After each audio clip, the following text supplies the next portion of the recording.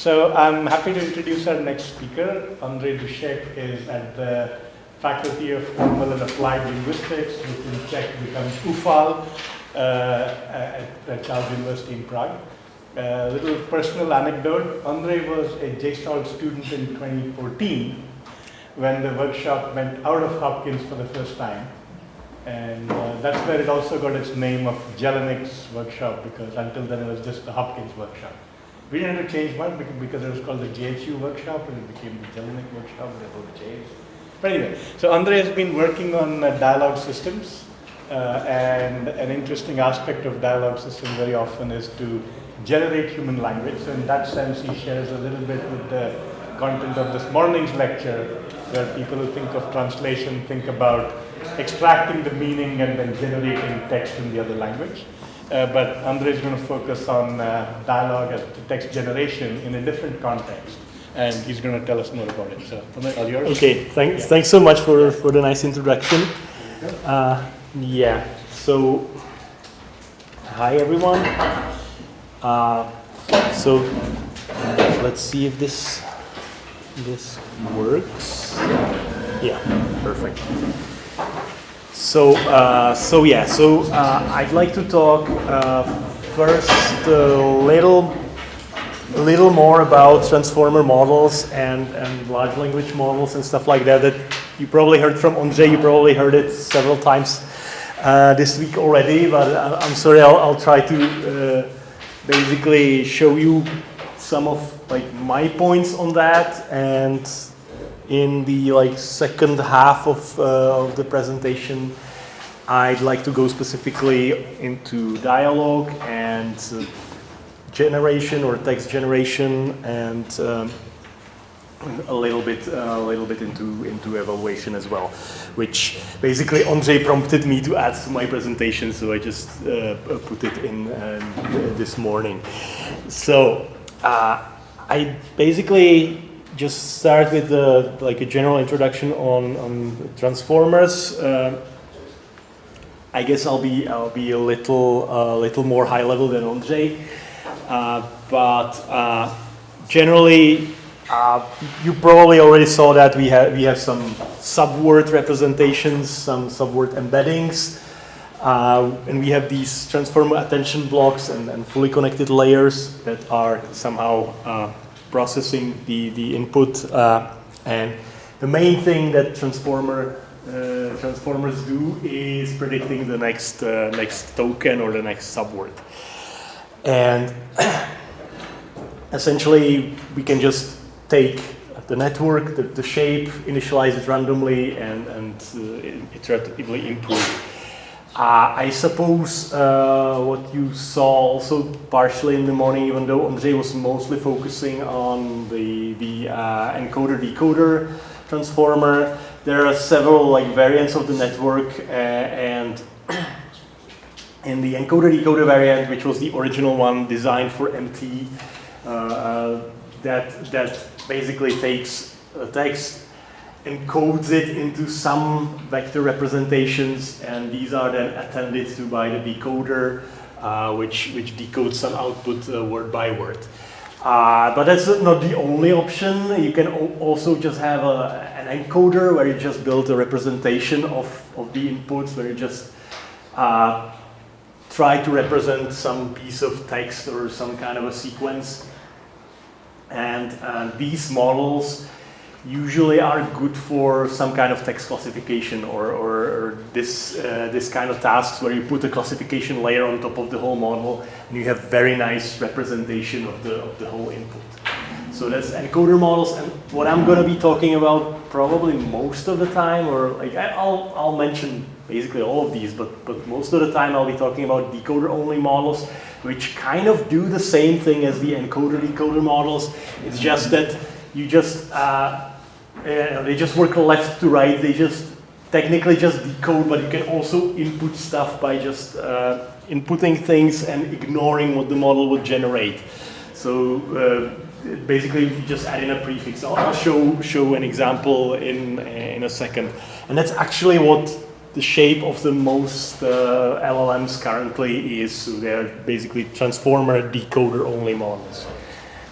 Now, if you look at the model in kind of a little more detail, and this is like as far as I will go with the detail, we start with these word embeddings. So we have like some numbered, list of numbered subwords, and each of them is assigned an embedding, which is basically a couple of hundreds of floating point numbers, and we can just feed that into the model, and you can also see that there's a positional encoding added to the embedding, which is essentially another vector of a bunch of numbers.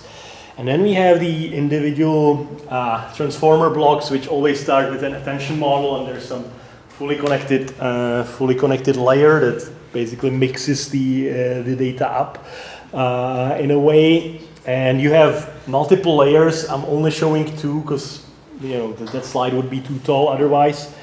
But you have a whole bunch of these layers, and at the end you typically, or this is the decoder model, you would have a softmax classification that goes again over over all the subword tokens, and you can see that you get a probability distribution. And this way, you just predict the next word, and you can feed that word back and pass it through the whole transformer, and then get the next word, and then feed it back again, and then you can generate the whole text essentially token by token or word by word. You can kind of imagine that this transformer has been trained to predict some weather forecasts.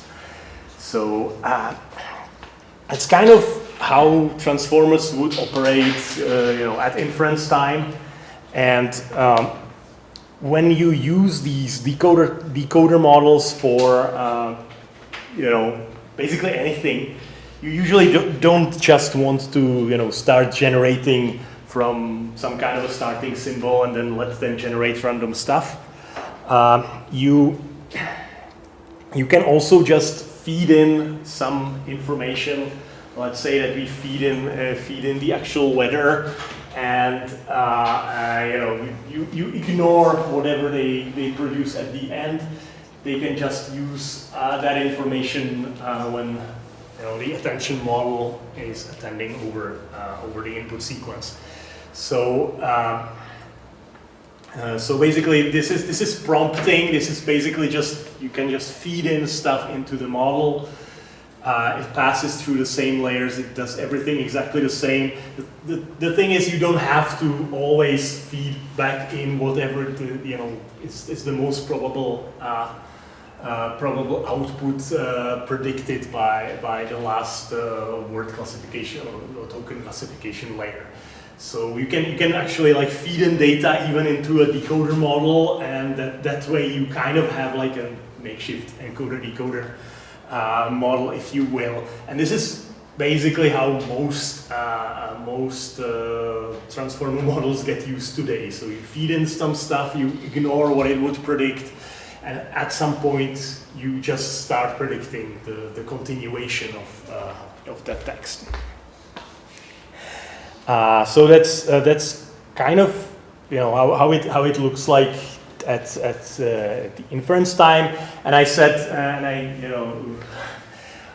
kind of already mentioned that you don't always have to you don't always have to predict or feed in.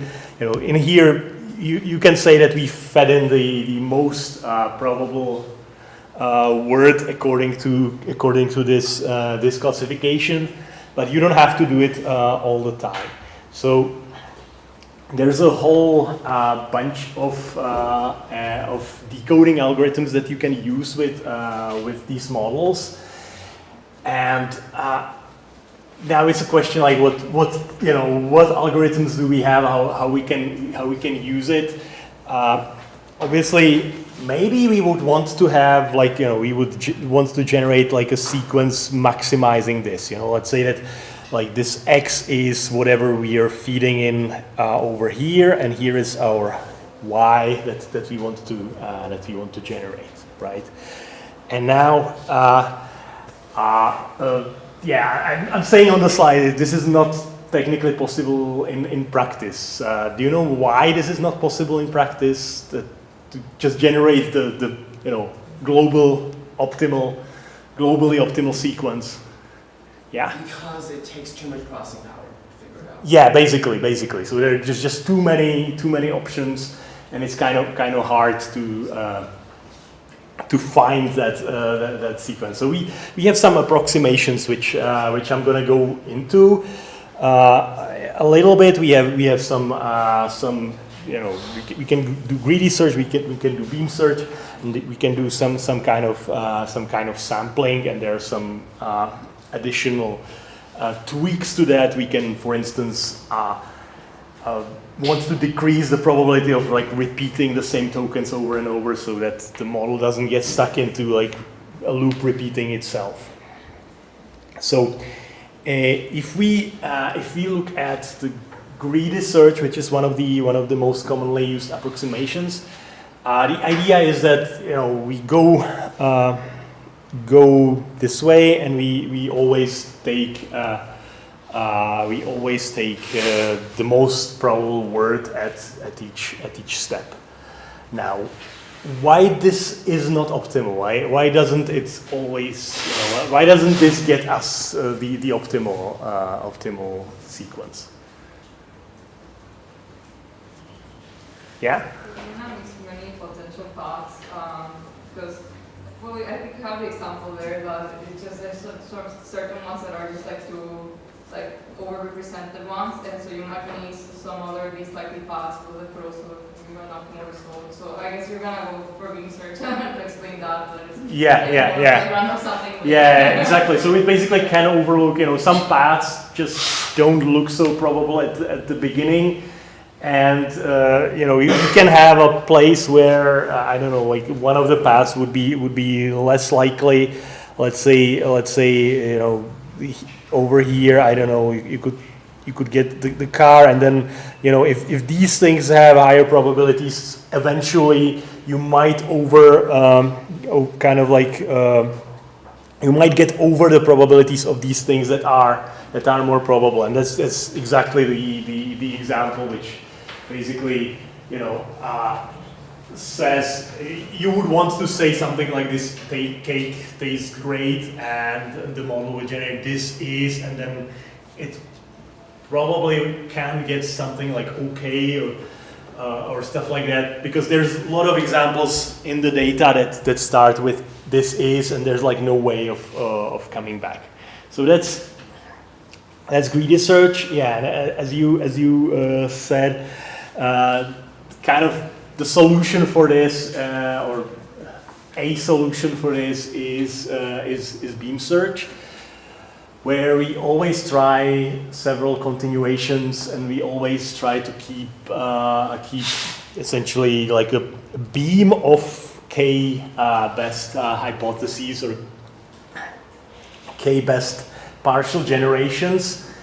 And that means that we always produce like a bunch of outputs, and this gives us the option also to pick a better output afterwards. So even like after we finish generation, we can do some stuff with that. We can do some re-ranking. This is just an example of re-ranking that I did ages ago in my thesis, where I basically had the model generate a whole bunch of stuff, and then try to pick outputs that matched the inputs basically to in a dialogue. I wanted to make the dialogue system reuse the same words as the user would be using, because this is what people do. So that was just like an example, but you can do re-ranking based on any criterion you choose. So that's greedy and beam search, and the alternative, and this is actually what is used quite often nowadays, is sampling. You can obviously just take the probability distribution predicted here, and sample from the distribution instead of just picking the maximum. And that's great. The problem with that is that like the distribution has kind of a long tail, and there's a lot of different tokens that are kind of almost impossible to generate, but there's so many of them that you're quite likely to hit some of these improbable tokens that probably will not make your output look better. And this is why the most used sampling algorithms have something like some kind of a limitation on what to choose. So the idea here is that we have just a few options. So that's in top K sampling we just say, okay, we just choose from the top K tokens that are the most probable ones. So this avoids this long tail distribution. So instead of choosing from the whole distribution with this long tail, you just ignore that bit, and you have you recompute the probabilities, and you have a choice of some reasonable tokens. So that's the idea here. There are some variants on that. There's also a top P or nucleus sampling where we just try to find the. Oh yeah, I kind of misrepresented the pictures, I guess. Yeah, because like here, yeah, you would always like kind of in both cases you kind of this, and you can kind of see here that in this case. You basically just remove like 1% of the probability mass, and in this case you remove much more. Actually, you remove like something like a third of the probability mass in the case where the model isn't so sure. So a compensation to that could be the nucleus sampling, where you always say, okay, let's say, we always want to have like a 90% of the probability mass there, and we just choose based on that. And here you can see that, you have quite a few choices to cover this 90%. In this case, it's just three words. So it's really depends on the situation. Of where the model is in the generation, but you can use these types of sampling. There's also epsilon sampling, where you just kind of cut everything like below a certain epsilon. There are more variants to this, and you can also adjust this, and you can make the model either like more conservative, as in in here. Sorry, I don't know why this is not picking up. So you can see that this is like more conservative than like the basic situation, or you can make it like a bit more free, a bit more volatile, and this definitely influences a lot of the text. There's also kind of a question to all of this, and this is what my postdoc Zdeněk, who actually built these nice pictures, who found this recently, and it's a kind of a good point that I don't know how often you would use these different samplings and how often you would play with this with LLMs. I'm not sure. I'm also not doing it as much as I used to. So there's kind of a discussion as to like whether these are still useful, or whether like LLMs kind of solve everything using greedy search and everything works. But there are options, and you can use it, and you can play with them, and it's like not a given that you would always reuse just the most probable word here. If we look at training a transformer neural model, it's still the same architecture, but we actually do something slightly different. So the idea here is that we want to, we have some data and we want to just reproduce exactly the same text that we have in our data. And we always just predict one next word and not the whole text in one. So it's not like, here we would do this autoregressive decoding that we do feedback generated stuff. This is not what we do in standard transformer model training. So we basically start with some random parameters and we input some kind of an example, and whenever we don't hit the right word, we need to update the parameters. So if you imagine this kind of sentence, let's say it's from a restaurant review, and we have a language model that wants to predict the next word. If it predicts the correct word, we're fine. Nothing needs to happen. If it predicts a wrong word, that's a problem, and we need to update the parameters. What if we predict a word that is exactly, that means kind of the same as the correct word? What happens now with the transformer? If you have this it's the same word more or less, right? It's just like slightly differently phrased. So even if the transformer predicts this word it's very close, it's not quite the same, and again it has to update the parameters. It's just not the exact same word. So this and this are kind of like the same amount of wrong for the sake of transformer training. And the same goes for cases like this. So here, you would potentially generate the correct word at a different position, at a later position in the sentence. Again, the sentence, if you read it like this, blue spice is in the expensive price range, it means exactly the same, but again, it's the same amount of wrong as saying the exact opposite of what's in the data.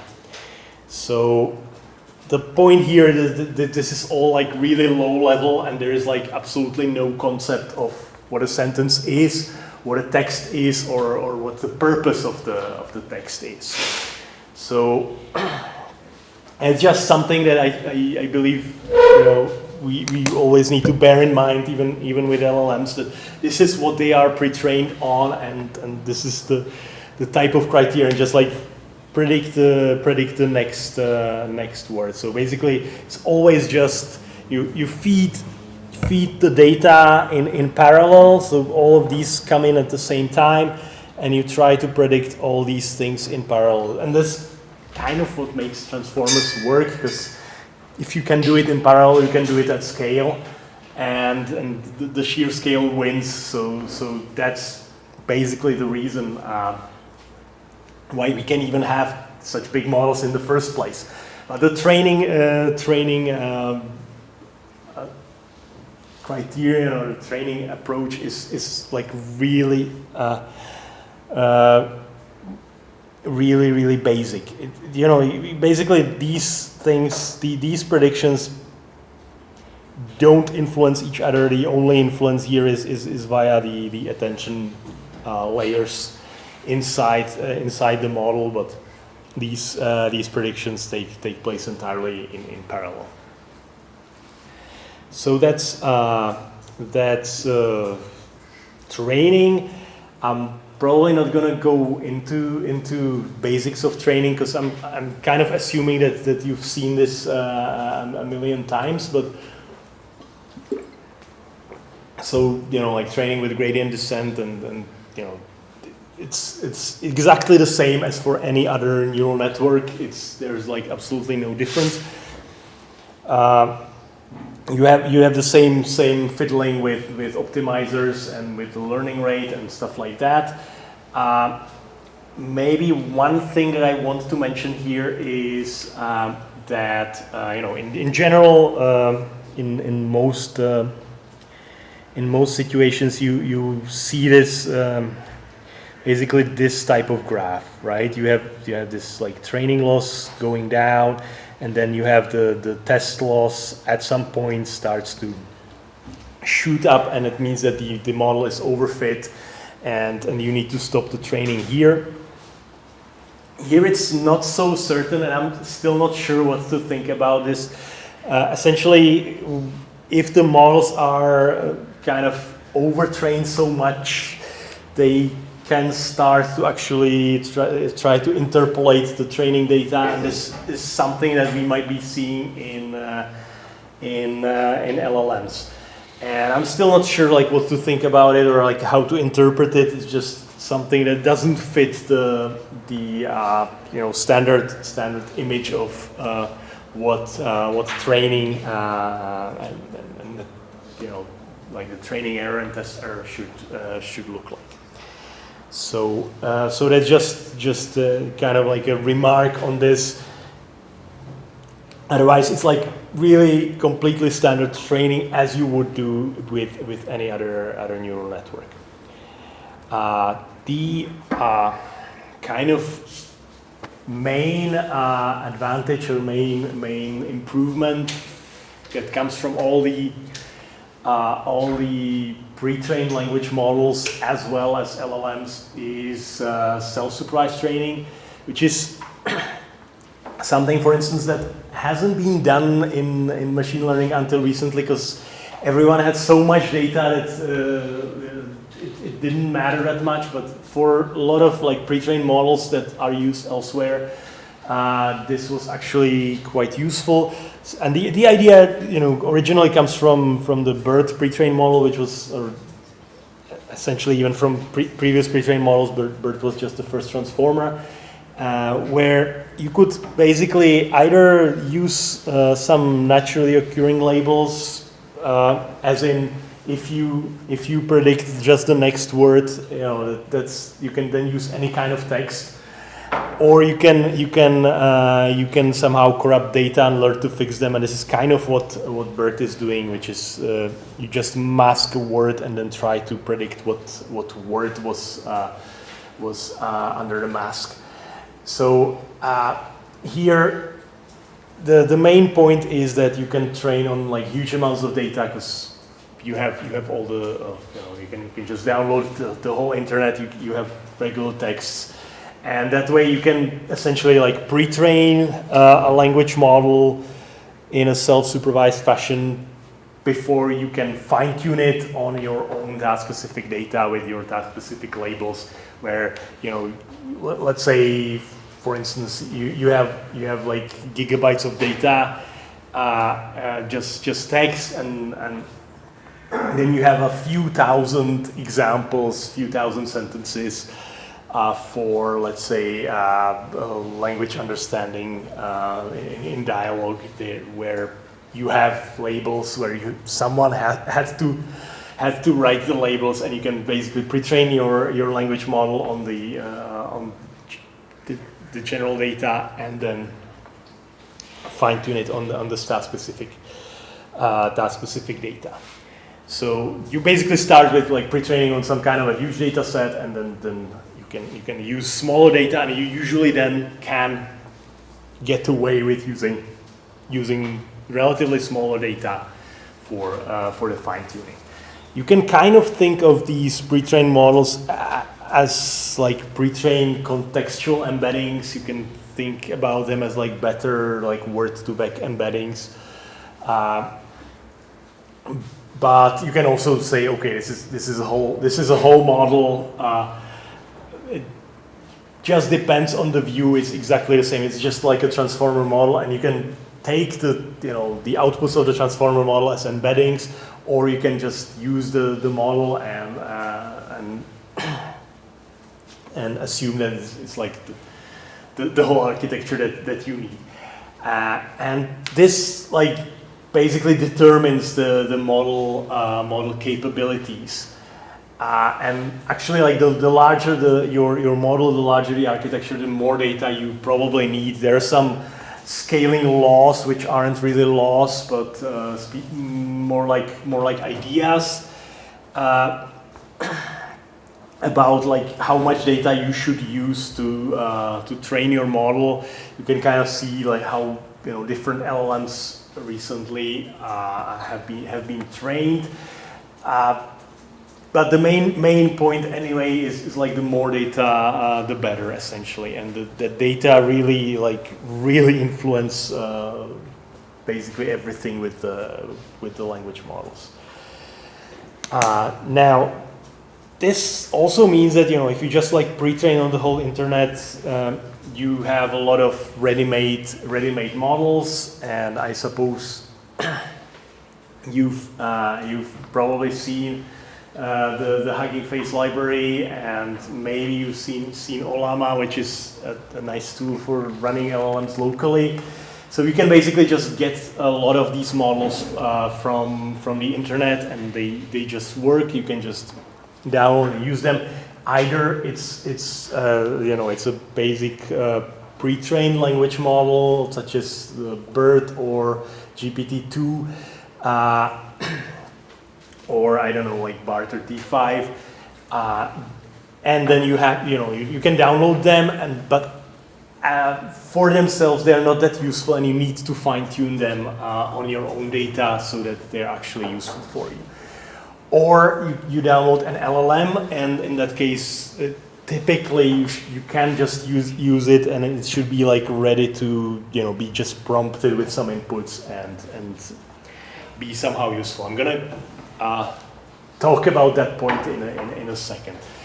A few of some of these models are just open, and you can download them, you can tweak them, you can see their parameters, you can get their prediction probabilities and stuff like that. For other models, especially the ones from OpenAI and from some other companies as well, they're basically closed, and you cannot see what the models are. You cannot even see what their architecture is, or they don't even report that. So we don't even know, how big GPT-4 is, for instance.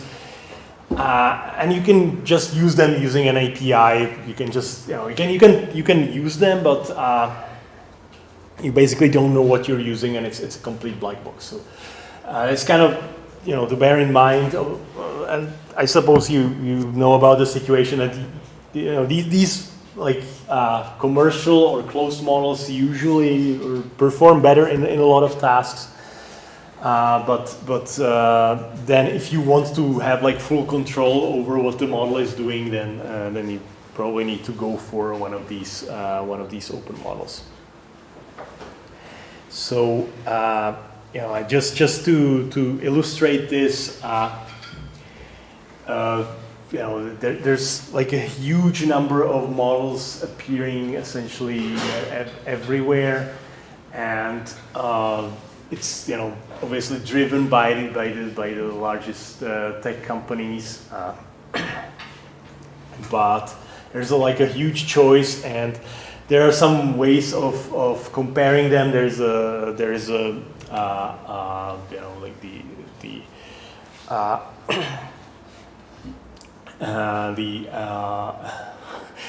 LLM evaluation suits in chat where you see the models compete against themselves, and you can see what model is on top of the leaderboard. But there's like a huge choice of different models, and the distinction between like what's just a pre-trained language model, what's a large language model, is kind of on size. You can say that if the model has like over 1 billion parameters, or I don't know, over, let's say 2 billion, or you pick the boundary. There's like, it's not clear cut. You can say that this is the distinction. On the other hand, you can also define it just by the behavior. And there's still some discussions as like how do you define it. Some people want to define like all these pre-trained language models such as BERT or T5 or these things as LLMs. I would say they're probably not. I would define it by saying the pre-trained language models are good for fine-tuning. The LLMs are kind of useful even without it. But I know that this definition also has problems, as in some LLMs are released as like a base model, and then there's like a chat-ready model, and it's the same architecture, same type of model, with almost the same name, and to consider one of them an LLM and one of them not an LLM is probably also wrong. So there is probably not a good definition or not a clear boundary anyway. So I'd say we can just enjoy that we have them and ignore the fact that this is not really well defined. But for the LLMs, the main, I would say, like a really important property is that you can just prompt them. You don't need to fine-tune them. You just show some examples or put like a question in or some reasonable prefix in a prompt. And given the fact that these language models has seen a lot of training data, if you give them some examples such as in here, they can see that these examples show the sentiment of the sentence, right? So the language model is likely to actually generate the sentiment label here.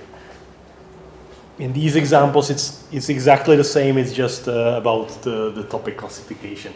So you could say that this is like the original prompting, where you prompt with a few examples, and then you decode the output. But nowadays you can obviously go much further, and you can include a whole set of instructions in the prompt. And you basically play with the prompt, and you can get a better output. This is the prompt engineering. The example based prompts are usually called few-shot prompts because you have a few examples there, or you can go for a zero-shot where you just like tell the language model what to do. There's a whole area of prompts where people kind of force the language model to think step by step, which means that the language model is kind of supposed to generate intermediate outputs,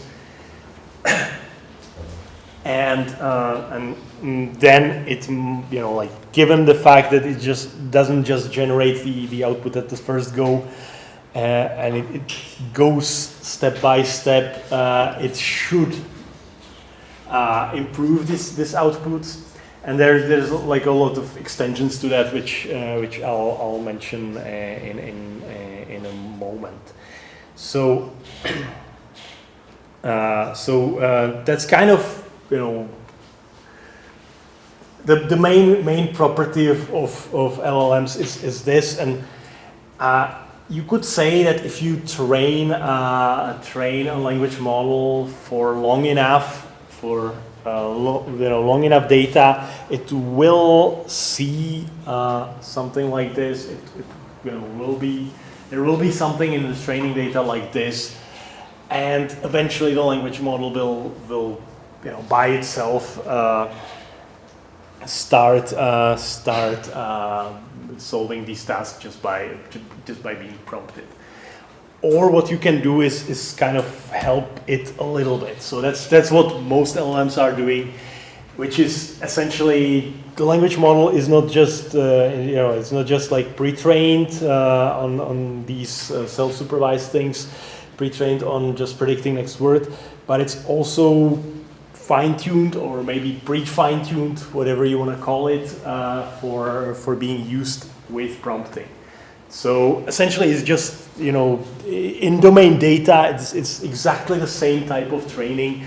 You're still just predicting the next word, but the data look like stuff that you want to feed into the language model later. The kind of tasks that that the language model should be solving. So you have a lot of data sets that have like a lot of different tasks, where you would have the input with some assignment, potentially with some examples, and then you have a solution here, and this is what you fine tune the language model to do. And given the scale of the model, given the pre-training on unlabeled data, you will get, or you should get, the ability of some generalization to some tasks that the language model supposedly hasn't seen, or it's a question like how far it actually generalizes and how far these like new tasks need to be similar to what the language model has seen, but you do get some generalization, and this is also why some LLMs are released as like a not instruction tuned version, and then you have an instruction tuned version that is usually the one that is more useful in most cases. So. It's basically just adding better data and keeping the training exactly the same. But there's also another step further. So we're not just doing instruction tuning. We can do some reinforcement learning, or we can do some learning from human feedback. And this is again like one of the improvements of LLMs. Over just base pre-trained transformer models. And with reinforcement learning, basically the idea is that we're learning from weaker supervision. We only get some feedback once in a while, so it's not like we predict the next word at every step, and for each of the next words we get the feedback. So this is good for us for some like global optimization of the sequence generation. So you don't know if a certain step, like a certain word that you generated, is good, but you know whether the whole sequence, the whole output, the whole text is good. And we can basically frame this as a set of states and actions and rewards, and kind of the original idea, or like the idea where you illustrate reinforcement learning, is that you have a robot that moves in space, and the state kind of indicates whether the robot is like this spot or this spot, and you can kind of imagine that your space is the space of all possible generated texts, and the state is essentially what you have generated so far. So like the prefix. And in this like robot moving, the action is like go forward, go backwards, go left. Here your action is like generate this word or some other word. The issue here is obviously how to define the reward. So the idea is that that there's your LLM or your model, and it takes some actions, which means it generates stuff, and the environment basically like changes its current state. That would be okay, but it also gives it some reward, and the rewards are a bit of an issue. And I'll show how this is solved with LLMs in a moment, but it's like generally a problem that you need to have some external reward model. And training for reinforcement learning is basically trying to maximize the expected long-term reward. So you're optimizing your policy, which means you're optimizing the way you choose the next word when you generate. So that's kind of what we need now for reinforcement learning from human feedback, which is essentially just on top of the instruction tuning that you saw just now. We have some reinforcement learning improvements. And the idea basically is that you have the base language model, and you generate a lot of different, feed it a lot of different prompts. You generate a lot of different outputs, and then you have humans. So you hire some people. You need to hire a lot of people. They're probably not well paid usually, and you just have those people rate the output. So you just like have them like give a thumbs up or thumbs down, or some other thing like comparing, like this output is better than that output, or and so on. And you can use that, and obviously you could just take this and feed it, feed those people into the reinforcement learning. So you could say that, okay, this reward comes from people, right?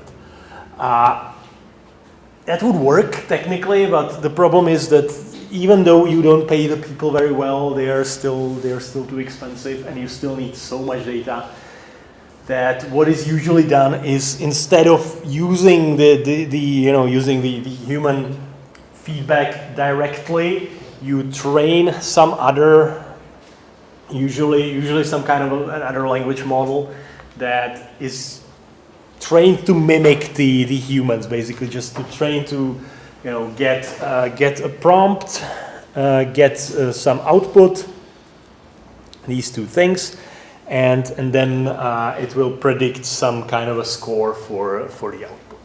So you essentially trained this reward model, and you can now say that, okay, this comes from some kind of a reward language model, and this is your LLM that you're trying to train, and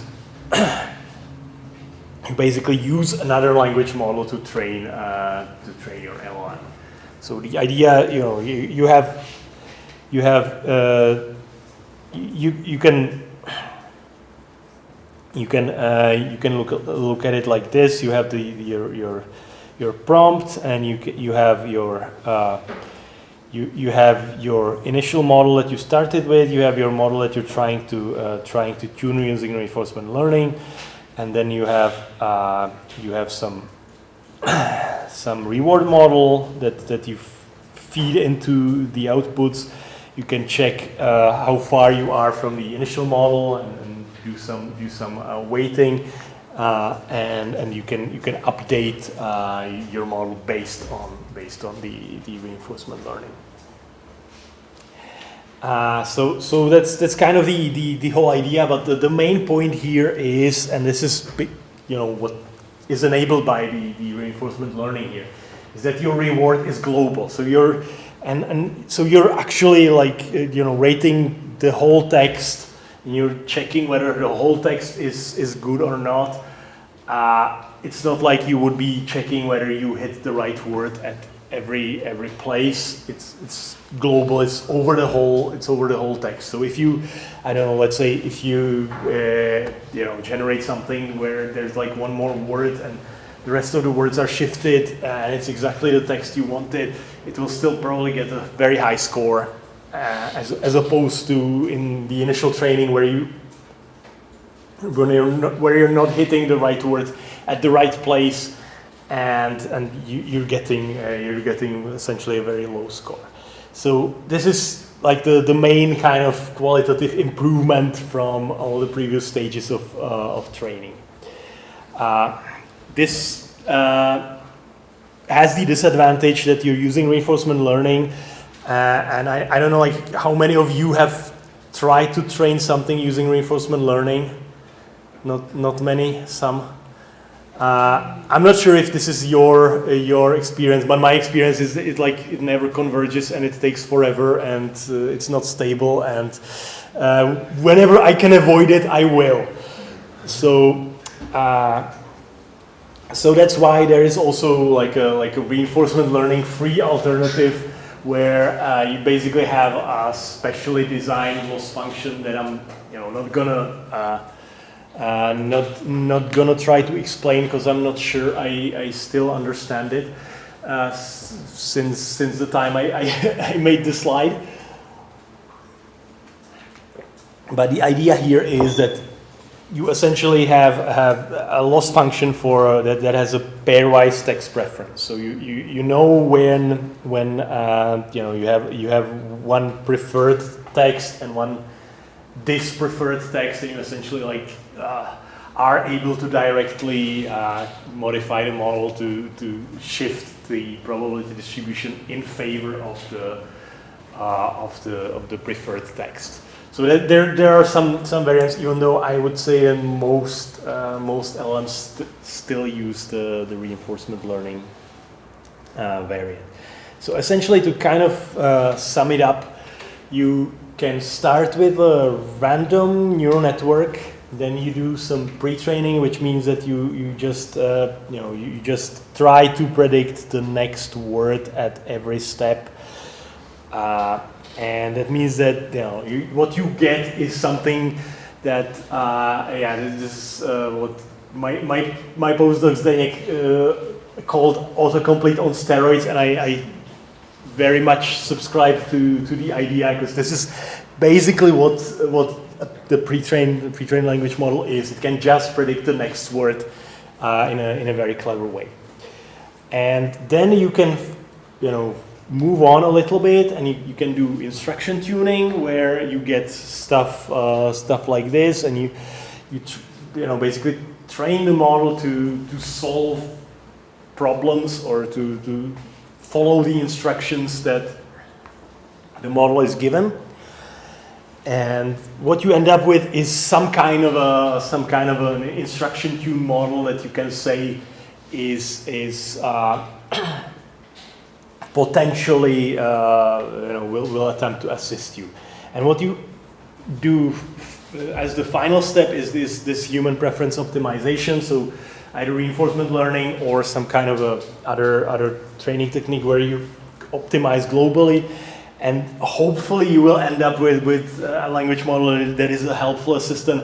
I mean, this last step, you may have heard the term alignment, which is basically, it's supposedly aligns with human preferences, and therefore it's more helpful. But this is essentially how you get like a full LLM from scratch in these steps where you burn I don't know how many megawatt hours of electricity, but in the end you get an LLM. So that's kind of as to the training. Now you probably heard the term hallucination, and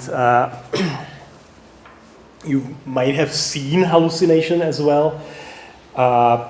I would just want to show a few examples, and I'm not sure if this, is it working? Someone tried to convince ChatGPT that 2 + 2 = 5, and ChatGPT apparently, it wasn't convinced at first, but after a few attempts, they actually got ChatGPT to output stuff like this. So if you try hard, you can convince the language models of that. The other issue is if you ask in a specific way. I'm actually not exactly sure what plant this is or how it looks like, but it's apparently highly poisonous. So if you ask for recipes with that, you can get some nice suggestions for poisonous tea from an LLM. The thing is, basically, the LLMs are kind of like eager to please. They always reply. They can be swayed, and what you get is often incorrect. Now the problem is why, and I'd say if you look at the training steps, do you notice something that's kind of a problem with the type of training that we've been doing for the LLMs? Is there, for instance, like, what do you think it's missing in the training, or what do you think it's kind of needs to, would need to happen for the language model to actually not exhibit this behavior? Yeah? Well, first of all, it could be trained to be less romantic and more self-reliant, so it trusts more answers more. But what the real problem is that it has no internal knowledge representation of what it is saying. It only is using statistics to predict the next most likely token. It doesn't know what the heck it's saying. It needs to actually have some kind of knowledge. It needs to actually know what it's saying. I would say that's basically that it has like no representation of what it's saying, just predicting likely tokens. Yeah. Does it have any way of actually keeping disproving the user rather than like actually just agreeing with the user no matter what? Yeah, that's the other thing, that it basically tends to always agree with the user, and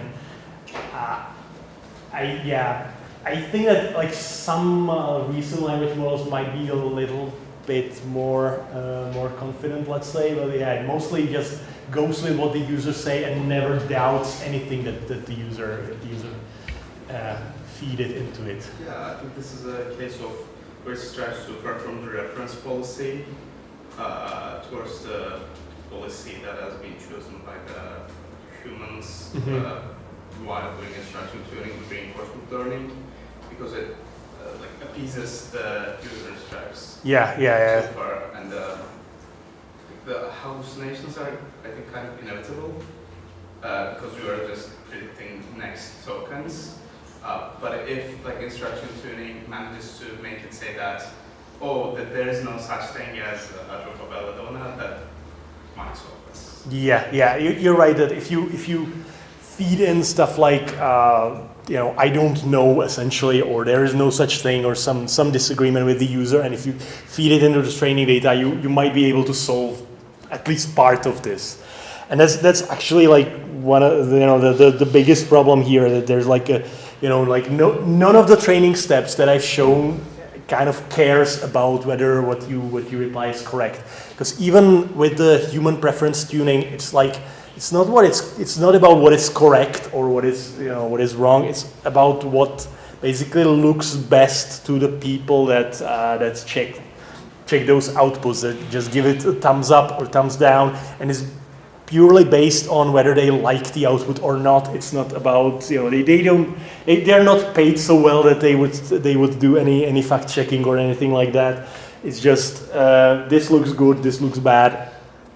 That's it. So it's kind of like that. The language models are kind of bound to hallucinate, especially in the current setting.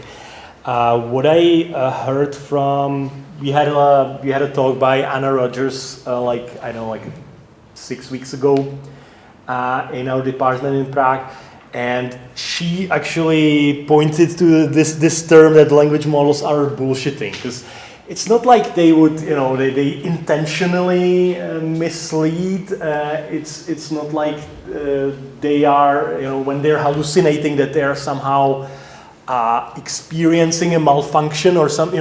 When you are hallucinating as a person, it's there's probably something wrong with you. You're either, I don't know, under the influence of a drug, or you're ill, or there's something wrong. With language models, there's nothing wrong when they're hallucinating. It's like the normal mode of operation, and that's why I think it's kind of fitting that you could call this bullshitting, because you know, and she referred to this paper that essentially says, okay, the problem isn't that they hallucinate or they lie or something like that. They're basically just not designed to represent the world or represent the truth. They're just designed to be convincing, just to produce convincing text. So that's, you know, this is something that we probably need to like bear in mind at all times. But still, you know, we can try to mitigate this somehow, and we can still make use of language models quite a lot. So it's just you know, as a warning here. Chandra, I think that even the use of the word hallucinate sort of is indicative, right? Because hallucination is a perceptual phenomenon. And it's like saying the language model is perceiving something, which is already anthropomizing them, right? It's they perceive nothing, they just produce stuff. But so if you wanted to call it a lie or a fabrication, that would be fine, because then it's a production-related thing. Right? So that's actually a good point that I didn't even realize, but you're right. Hallucinating means like perceiving stuff that isn't real, right? Whereas I don't know if these things perceive anything. I don't think they perceive anything. They just produce. So therefore, if you call it like, you know, fabrication or confabulation, that would be fine. But I think this is closer. Namely, they were never designed to represent the word anyway. I suppose the problem is that someone, I don't know when, like several years back, called it hallucination, and since then everyone has been using that term. And exactly. I don't. It's too late to fight that back. But hallucinations are like creations of our brain, I would say. Yes, but think of hallucination. It's a perceptual phenomenon. When you lie to somebody, you're not hallucinating. You're lying. I mean, you could technically say that, you know, you describe what you're perceiving just now, and when you hallucinate, you know, what you describe and what you say, it doesn't make sense or is not true. But I suppose, a hallucination, it means that you just saw it or you felt it. Isn't it like you are perceiving the reality in a different way than the reality? You're assuming that the model perceives anything else. Or that you are creating like a new reality with you're assuming that the model has a notion of reality. But the thing is that the model, you know, we can't say anything about how the model perceives or, you know. Or even that it perceives. Yeah, I mean, my question or my point is, I don't know if hallucination, I mean, we need to perceive to hallucinate. Or maybe it could be like with our, for example, we are sleeping, we have our eyes closed, we hear absolutely nothing, and we could still like have some kind of hallucinations because we are creating something. I think Fred has a hand up. Let him say something. I think the term hallucination actually was first coined when they were talking about it when transformers were still relegated to translation, or when they were first talking about machine translation, because they would spit out words that were not actually in the initial target language, source language. So like it would be trying to translate a sentence, and then it would add something new that wasn't even there. That's my idea, but I don't know if that's... I suppose this is where the term comes from, but I don't think this, you know, that it's any better than the current use. I mean, I think it's still the same problem, that there is some assumption that the model somehow has a perception or, Maybe you can understand the word hallucination more in a way, instead of seeing something that's not there, that would be about perceiving something, but more understanding it in a way that making something up that's not there. So that would be about producing something instead of... It would be fabricating. But that would be fabrication, or like the fabrication would probably be like a more accurate term for that. That we tend to assign so many attributes to these models that don't exist, including the fact that they perceive or that they have a model of reality. I mean, to me, this, you know, like even the term attention itself is kind of anthropomorphizing the models, and I never realized it until I read, basically one of my colleagues was writing some kind of an article in Czech, and I read it, and he actually translated attention into like the Czech word for attention, and it felt so wrong, like straight away. I guess this is just like, you know, when I live in the English terms, they're kind of, I don't feel them as much probably because it's not my first language, but I feel like that's a problem with like any new field when you're coming up with words to describe something. yeah, I suppose. You need a lot of ambiguity and confusion when you already have a word and you're just reusing that word for something that it's actually describing something new. Yeah, that's right. Yeah, and maybe I'm just like so used to the English term that I don't even like bat an eye, and I don't feel like I'm anthropomorphizing the model when I'm using it. But when I suddenly hear it like completely new in Czech, yeah, it's like I would be like coining the new term, and I probably wouldn't do that. So yeah, you're completely right. Anyway, so we still have this problem, and I'll just show like a few things that you know you might want to do to improve this or to just like improve performance in general. So the one thing is a while ago I mentioned chain of thought prompting, which is basically just, you know, we're just telling in the prompt, we're just telling the language model to like think step by step. You can actually take that much further. You can, and this is what the so-called reasoning models, which is another anthropomorphization, are doing right now. So basically, the idea is just that you try to make these chains of thought very long and train the models to produce this. So the models are not just prompted to produce chains of thought; they're trained to do this. So this is what I don't know, like DeepSeek or the OpenAI O1 and O3 and these models are doing. And you can train them with, and there's again like a reward model that is rewarding them for like the, you know, partial steps in the chain of thought. And it turns out that the longer you compute and the longer your chain of thought is, the better results in general. And you know, there's like more research into this, looking into not just like going in a linear chain, but looking into tree search, where you can go over some intermediate steps and then backtrack and do this kind of stuff. Even though apparently like just like linear chains still seem to work well enough. So, but there's quite a lot of research into that. And there's also some research into budget forcing, where you can, for instance, you can just like force the code weight in the model, and then the models should start trying to find some alternative solutions, because obviously when you say weight, then the next likely tokens would be weight. This might not be correct.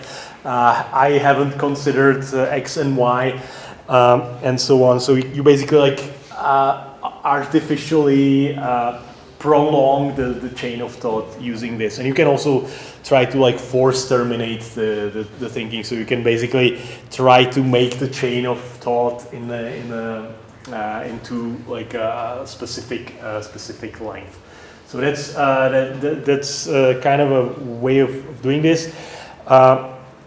There's a lot of reinforcement learning when you have this process reward models, and you can again train the models with reinforcement learning, and that's actually like what DeepSeek has done. And there's like a specific reinforcement learning algorithm where you just produce a lot of outputs, and then you basically look at which ones of them are better than the average, and then you upvote those. So that's like one way of improving the models. The other thing is you can actually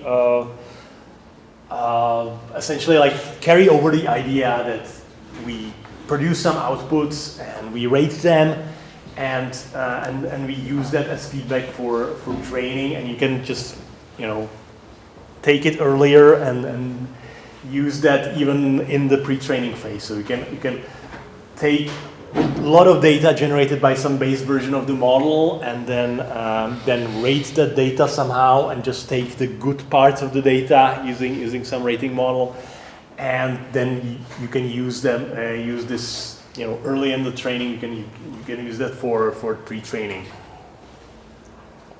And this is useful, for instance, if you want to do this training for the chain of thought. You probably need to have some labels or some feedback into these steps are good, and these steps are where the model has made a mistake. So that's one place where you want to use a lot of synthetic data. You also might want to use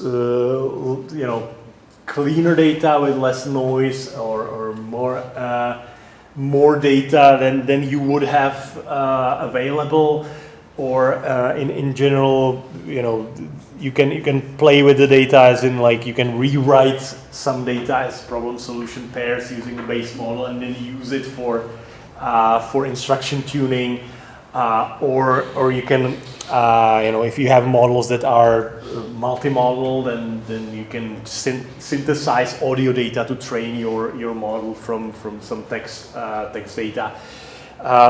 So this all can improve the models. Obviously, it's only up to a point, and you're not like removing the basic problem that you're having. And you always need to filter the data so that only the best generated outputs get actually used into in the model. This is you can either have like the model evaluate itself, or you have an external model, or you can also, what you can do is, and this is part of what I'm just gonna say in a second. If you have models that generate some programming code, you can actually just like run the code and see if it works or not. So there, the validation kind of solves itself, and that's basically like the last thing that I want to mention here, like of the things that you can do to improve to improve the LLM outputs. And this is also what most current, especially like the commercial LLMs, are already doing, which is so-called tool use, or the idea that basically as the model is generating stuff, it can retrieve some additional information, or it can basically delegate some tasks to some external tool. And this could be, just that, for instance, the model can generate a bunch of code and then run it and then give you the result. Which like if the task is kind of well suited to that, we tried it with this is GPT-4o, and it just produced this output that makes perfect sense. Or it can have like a set of API calls that it can use, and this was actually like where this originates from. This is the tool former model, which had like five different tools that it could use, some calculator and question answering machine and stuff like that it was able to then use based on the user inputs. So the LLMs are basically just tuned to do this right now. Again, part of it will be using synthetic data, and all these things kind of move into like better accuracy and better capabilities, but obviously you're still like relying on this inherently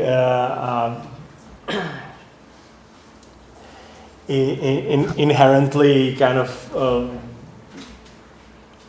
disconnected model that doesn't have like a direct connection to the reality. So yeah, so this is basically what I wanted to say about LLMs in general, and I'm not sure if we want to take a quick break now or slightly later, because the other bit is a little longer. I'm not sure. That's kind of up to you. Break now or? Break now or in like let's say 15 minutes or something like that. I could wait 15 minutes.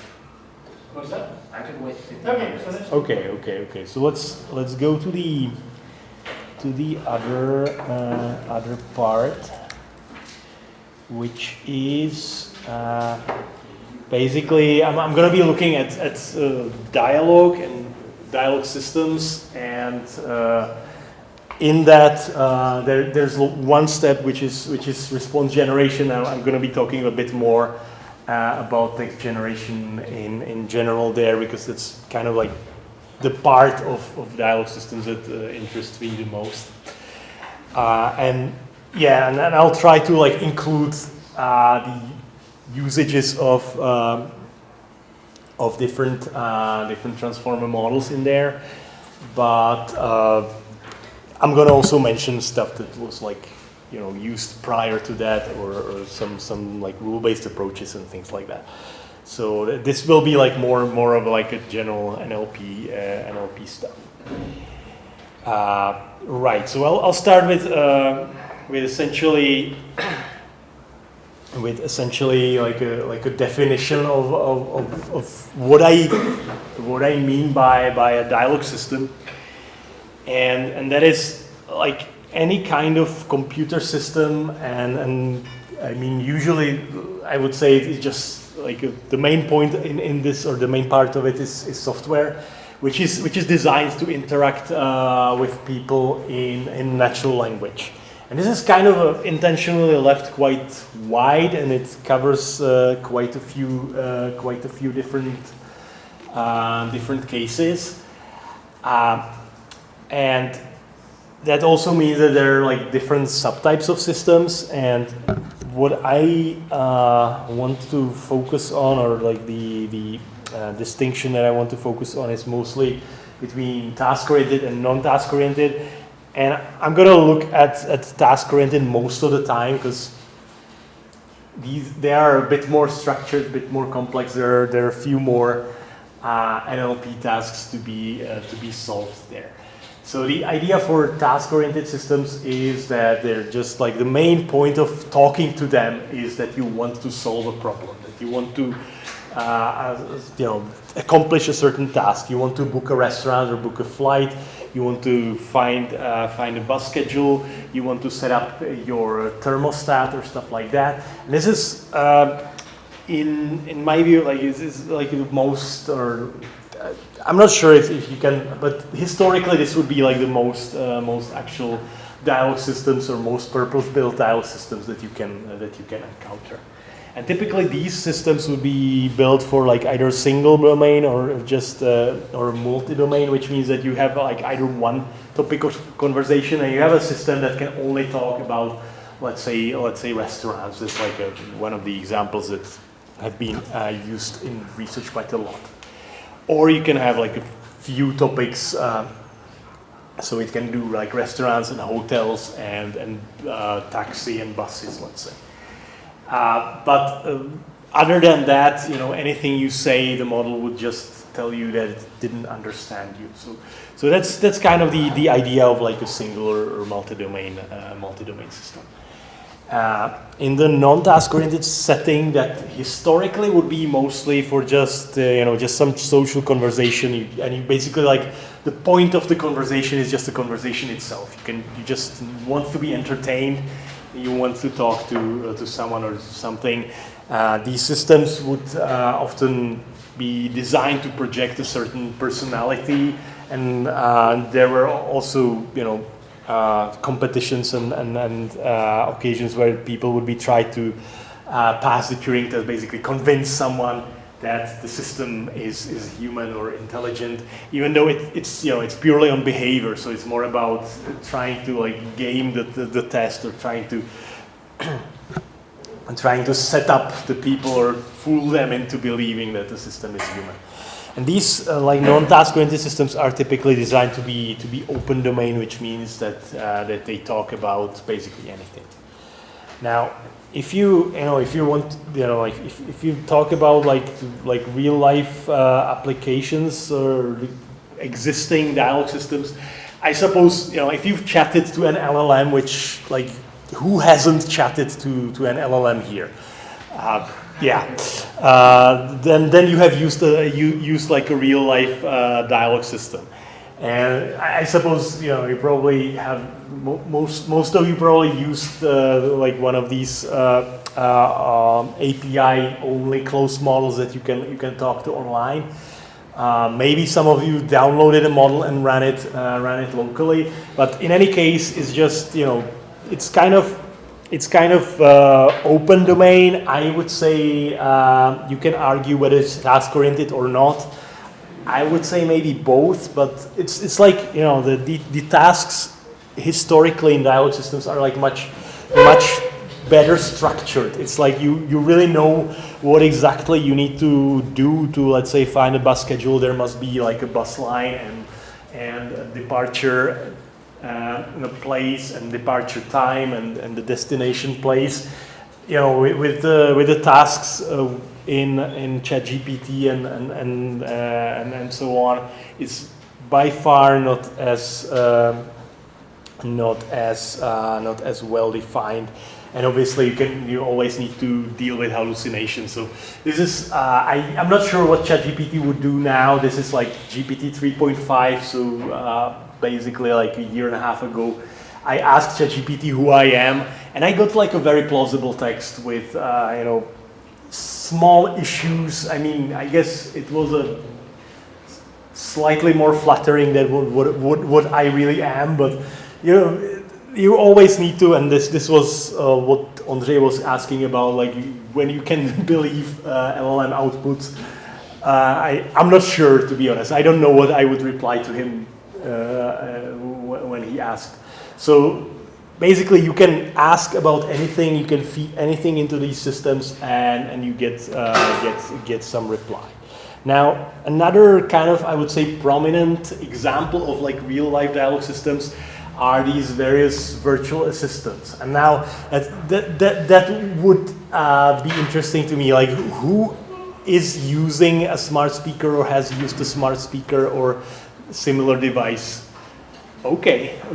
So just a few of you. So there's actually like much less than I would expect that in like this kind of population it would be slightly more. But okay, so these are because I've read some like market penetration reports and stuff like that, and at some point there was like a smart speaker in like a third of American households, and I mean similar rates across Europe, definitely much less here in Czechia, because like none of these systems built by the large companies was actually able to speak Czech, so it's definitely a barrier. But anyway, so you have these devices, you have either smart speakers, or the other option is, I mean, if you're using an Android or an Apple phone, you have a virtual assistant running in there. So you have Google Assistant, you have Apple Siri, and these things are like fundamentally different from the LLMs. And this is like closer to the like historically defined dialogue systems. So these would be task-oriented and multi-domain systems. So these are basically, you can control your music, you can get news, you can get weather, you can do a lot of tasks with them. You can control your smart home, but all of these domains, all of these functions are programmed in by hand. So basically, Amazon and Google and Apple all had large teams of people that programmed all these functions in.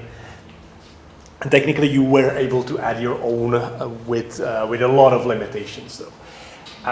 And you know, and these systems essentially, if you had any of these devices at home, you probably know that there was a lot of concern about like when these devices are recording the audio and sending it off to Amazon or Google.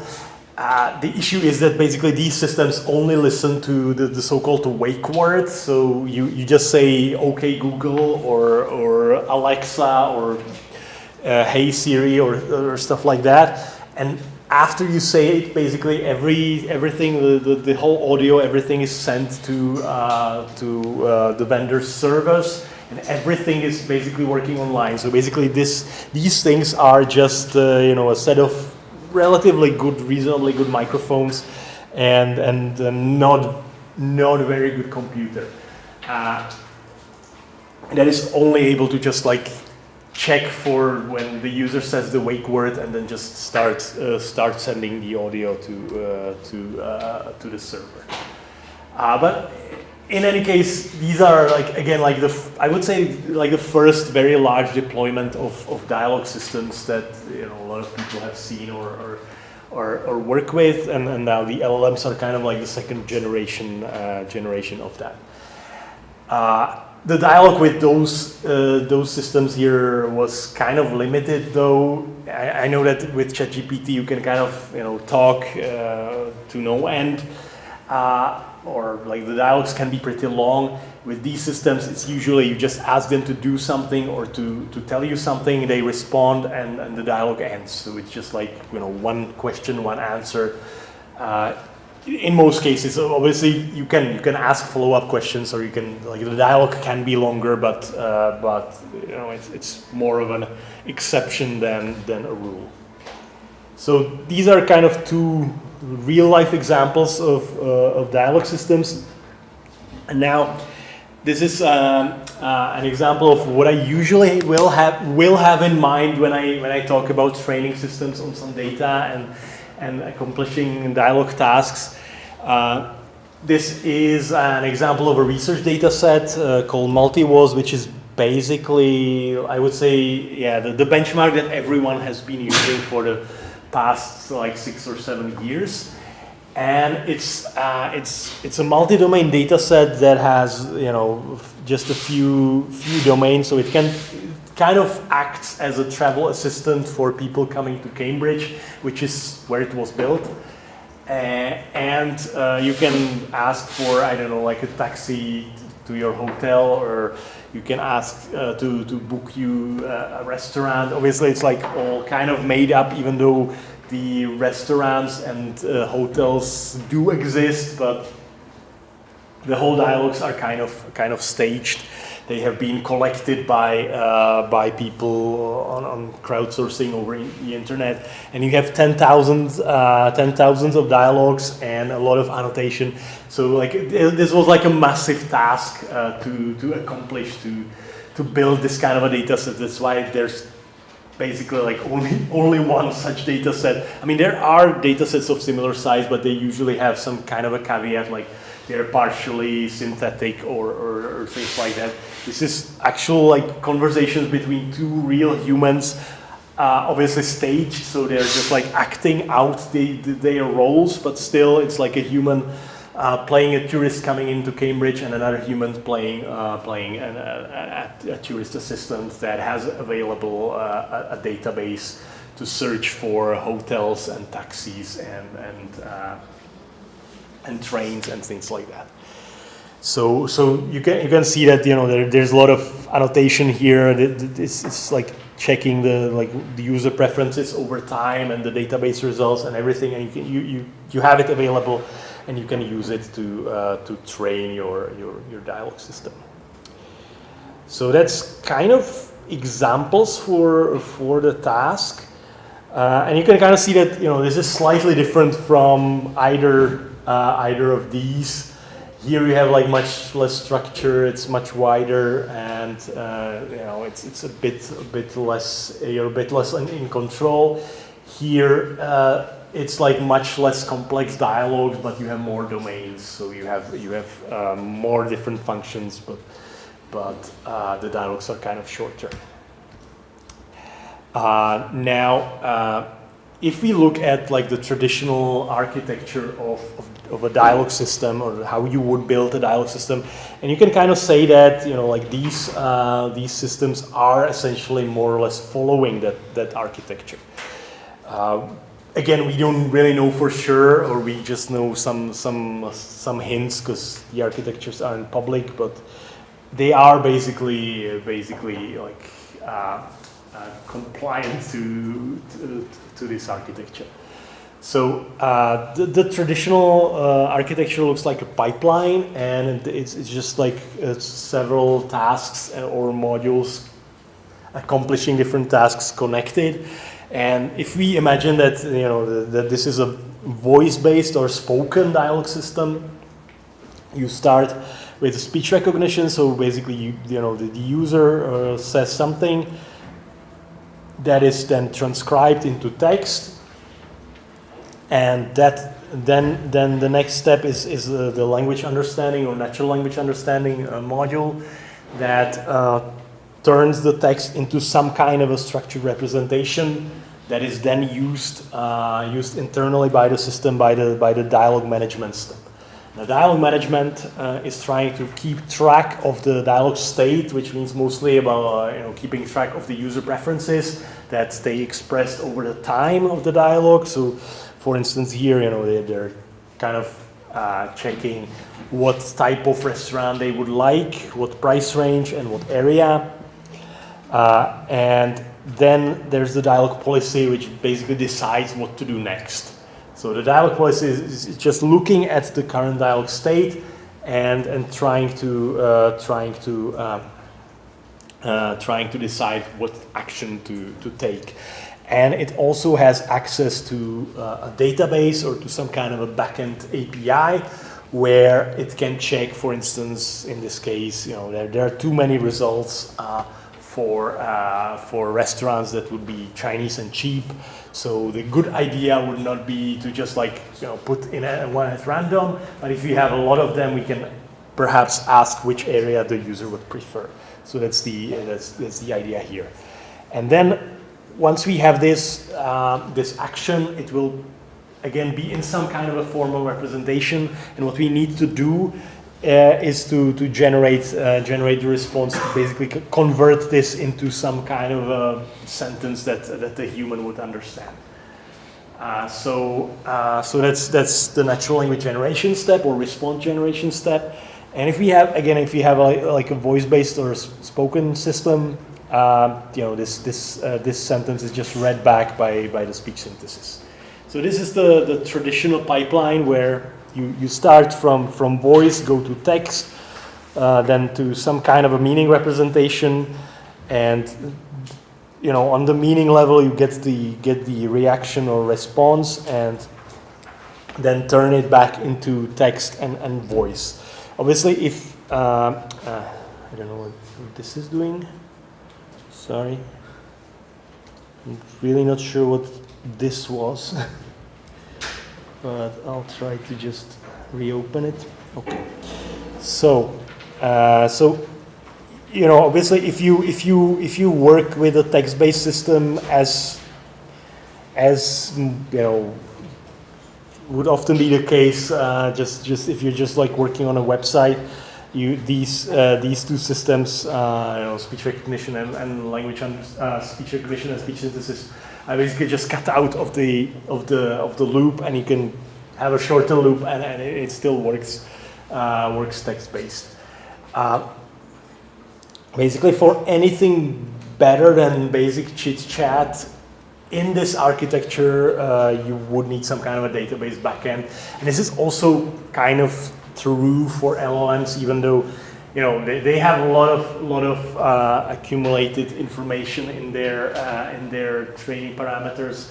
So for them, you get a lot of responses beyond chit-chat without any kind of a backend. But still, if you do have the backend, if you have this tool use capability, you can get much better results. Right, so that's the traditional architecture, and I guess I would probably make the pause here, so that we can then go into the individual steps one by one and look into how we would implement them. And I would, by the way, I'm intentionally skipping speech recognition and speech synthesis, because I'm kind of guessing that they're, like, you probably would, it would be better if you teach me about those than you listen to me telling you something about that. So more than that, they already had lectures in speech recognition, and there's going to be half a day on synthesis. Oh, there will be, yeah, I saw there was something on recognition, so I thought, okay, That's but what I wasn't sure about synthesis, so that's next week. Yeah, there's a team working on synthesis. Oh, okay, so that, yeah, so I'll just stay in the text domain. Okay, so I don't know. Let's take a break. It's 5:03. Let's continue.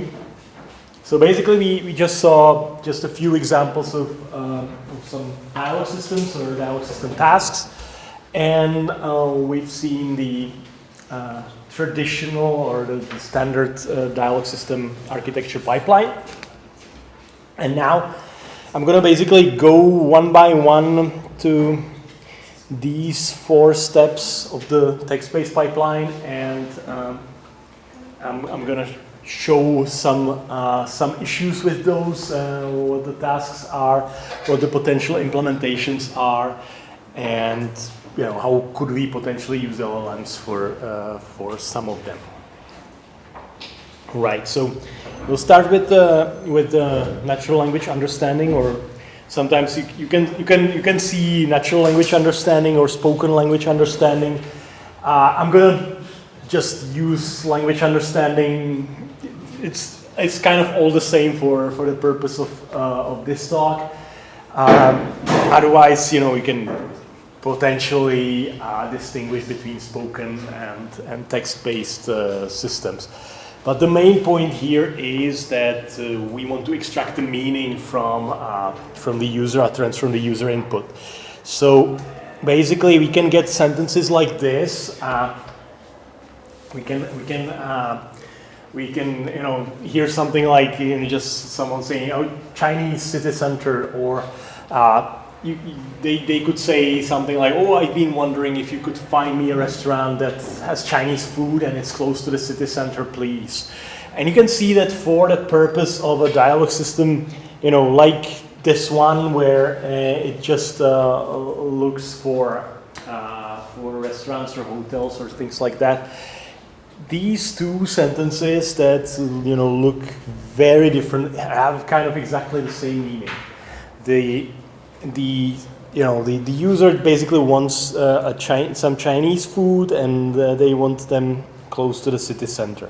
As the only information that we are kind of interested in, and that's why the kind of standard semantic representation that is used in language understanding and in these limited domains is also kind of limited or kind of shallow. So the standard representation you would use is usually so-called dialogue acts, and here we have the intent or potentially intents or act types, which are like the general meanings of the sentence. So in this case, the user is informing about something. So the user is telling us something. By the way, these are kind of like the set of these intents. I mean, here I'm using kind of like just general functions of the sentences in the dialogue. The user is either informing about something or requesting or confirming or stuff like that. This is like not a given, and you can design your own functions, and they might be like much more fine-grained or whatever. It really depends on the implementation. So this set is like never not given. This is kind of a convention that a lot of dialogue systems use a set like this, but it's definitely not a given. For instance, in these smart speakers or virtual assistants, the set of intents that's used usually corresponds to the services that people are using. So each of these services would have their own set of intents. So that the intent is like the general meaning of the sentence, like some overall stuff that cannot be like tied to certain words or phrases. But then in addition to that, you have some kind of basically attributes or parameters where the usual name for this is slots. So, or sometimes you can call them entities as well. So in this case, we have two slots in this example utterance, or in both of them, where one of the slots is the type of food that the person wants, and the other slot is the price range. And here, these slots can have either like a predefined set of values. For instance, you can split up the price range into like cheap and moderate and expensive. Or in some cases, this could be like open sets. For instance, if the slot has to do with time, you can basically represent any kind of time expression within the slot. So these are basically the main building blocks. So these are the intents and the slots and their values. You can also see in this example, when the user would say something like, "What is the address of this restaurant?" Then you can see that the value is not given; it's actually undefined, and the user is actually asking about it. So you wouldn't always have slot values. You sometimes might not even have slots. If this is also like a valid dialogue act where you only have the intent when the user is saying hello. It doesn't have any slots or values to go with. In any case, basically this means that a lot of NLU or a lot of language understanding approaches have to do with detecting the intent or finding out the intent and tagging, basically like tagging the slot values in the text, like just basically what I did right now. There are also some other more complex representations. You can represent this stuff using some kind of syntax trees or semantic trees or some predicate logic. But for most implementations of dialogue systems, historically you would just use this kind of representation because it mostly allows you to deal with the task completion without too much complexity. As to like how we would implement the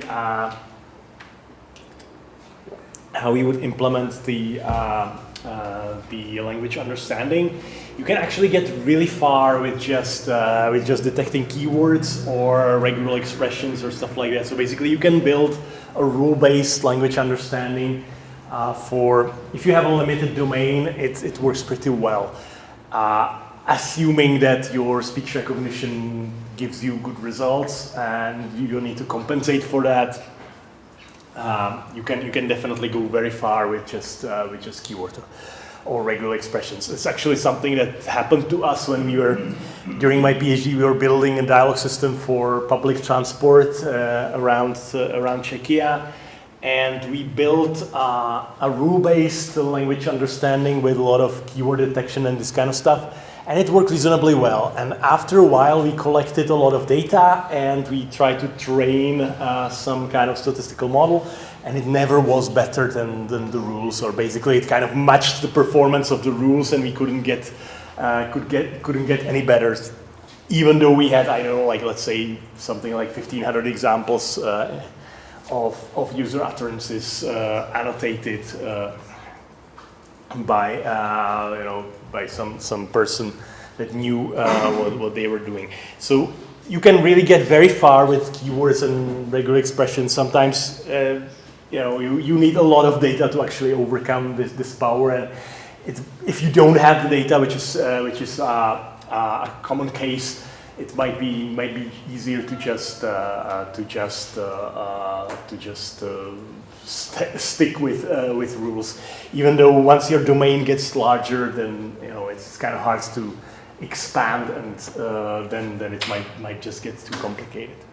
So if you do want to get into statistical approaches, what you usually would do is for intent classification, you can just use either some kind of a transformer model or pre-trained language model, and then just do sentence classification over. There's usually this, for instance, in the BERT model, there's like the first token of a sentence is called CLS for classification, and you can actually put a classification layer on top of that and find the sentence intent.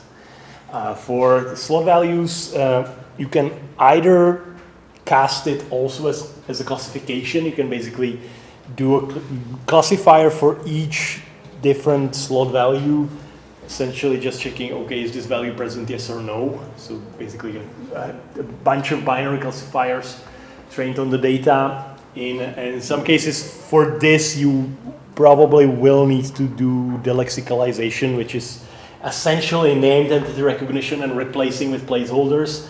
So it's something that you can do by a simple dictionary. You can just replace any kind of slot values that you have, such as addresses, or if you have like a set of values for a slot.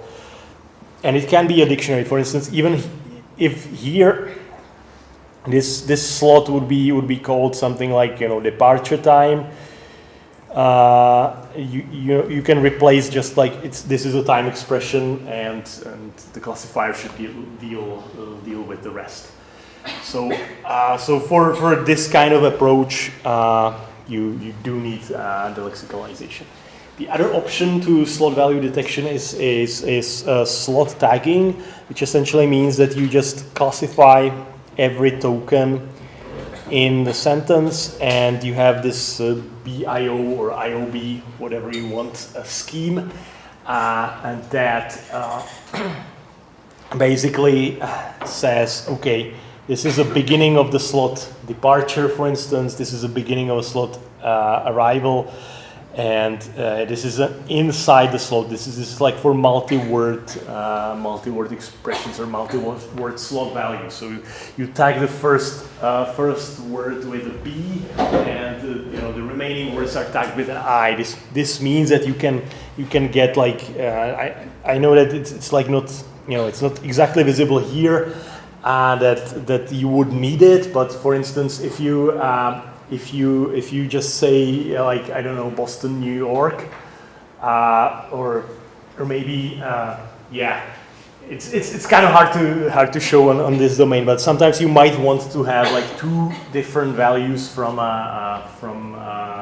two different values of the same slot next to each other, and you want to know that if it's like New York, if these are two separate values of the slot, which might happen. I don't know if you're looking for let's say Latin American food as opposed to Chinese food, and Indian food, or Chinese and American food as opposed to Chinese American food. You want to know where the slot starts and where it continues. So you can have like multi-word values, and you can have adjacent values of the same slot. So that's why we have these set of labels instead of just labeling. Instead of just using just like okay, departure, arrival, and date. So that's why we use like the beginning and inside. But one example would be if I wanted to say JFK, LaGuardia, or Westchester, because there are three airports in New York. And right. JFK, LaGuardia, those are two different, but they're both. Yeah, and these could be both your arrival airports. Yeah. So you would need to know that the second one isn't a continuation of the first. Yeah. It's on the same time. Yeah, exactly. Yeah, thanks for the example. So that's kind of the basic approach, and I just want to show basically how you would do this with like a pre-trained transformer model. This is just one approach that I would say like works works well enough, and I would say, if you have enough data, this would get you like probably like state-of-the-art results. So the idea is that you just take BERT or some kind of a pre-trained model, and as I said, there's this classifier token, and you can use that to classify your intent, and then you use exactly this BIO coding to tag the tokens.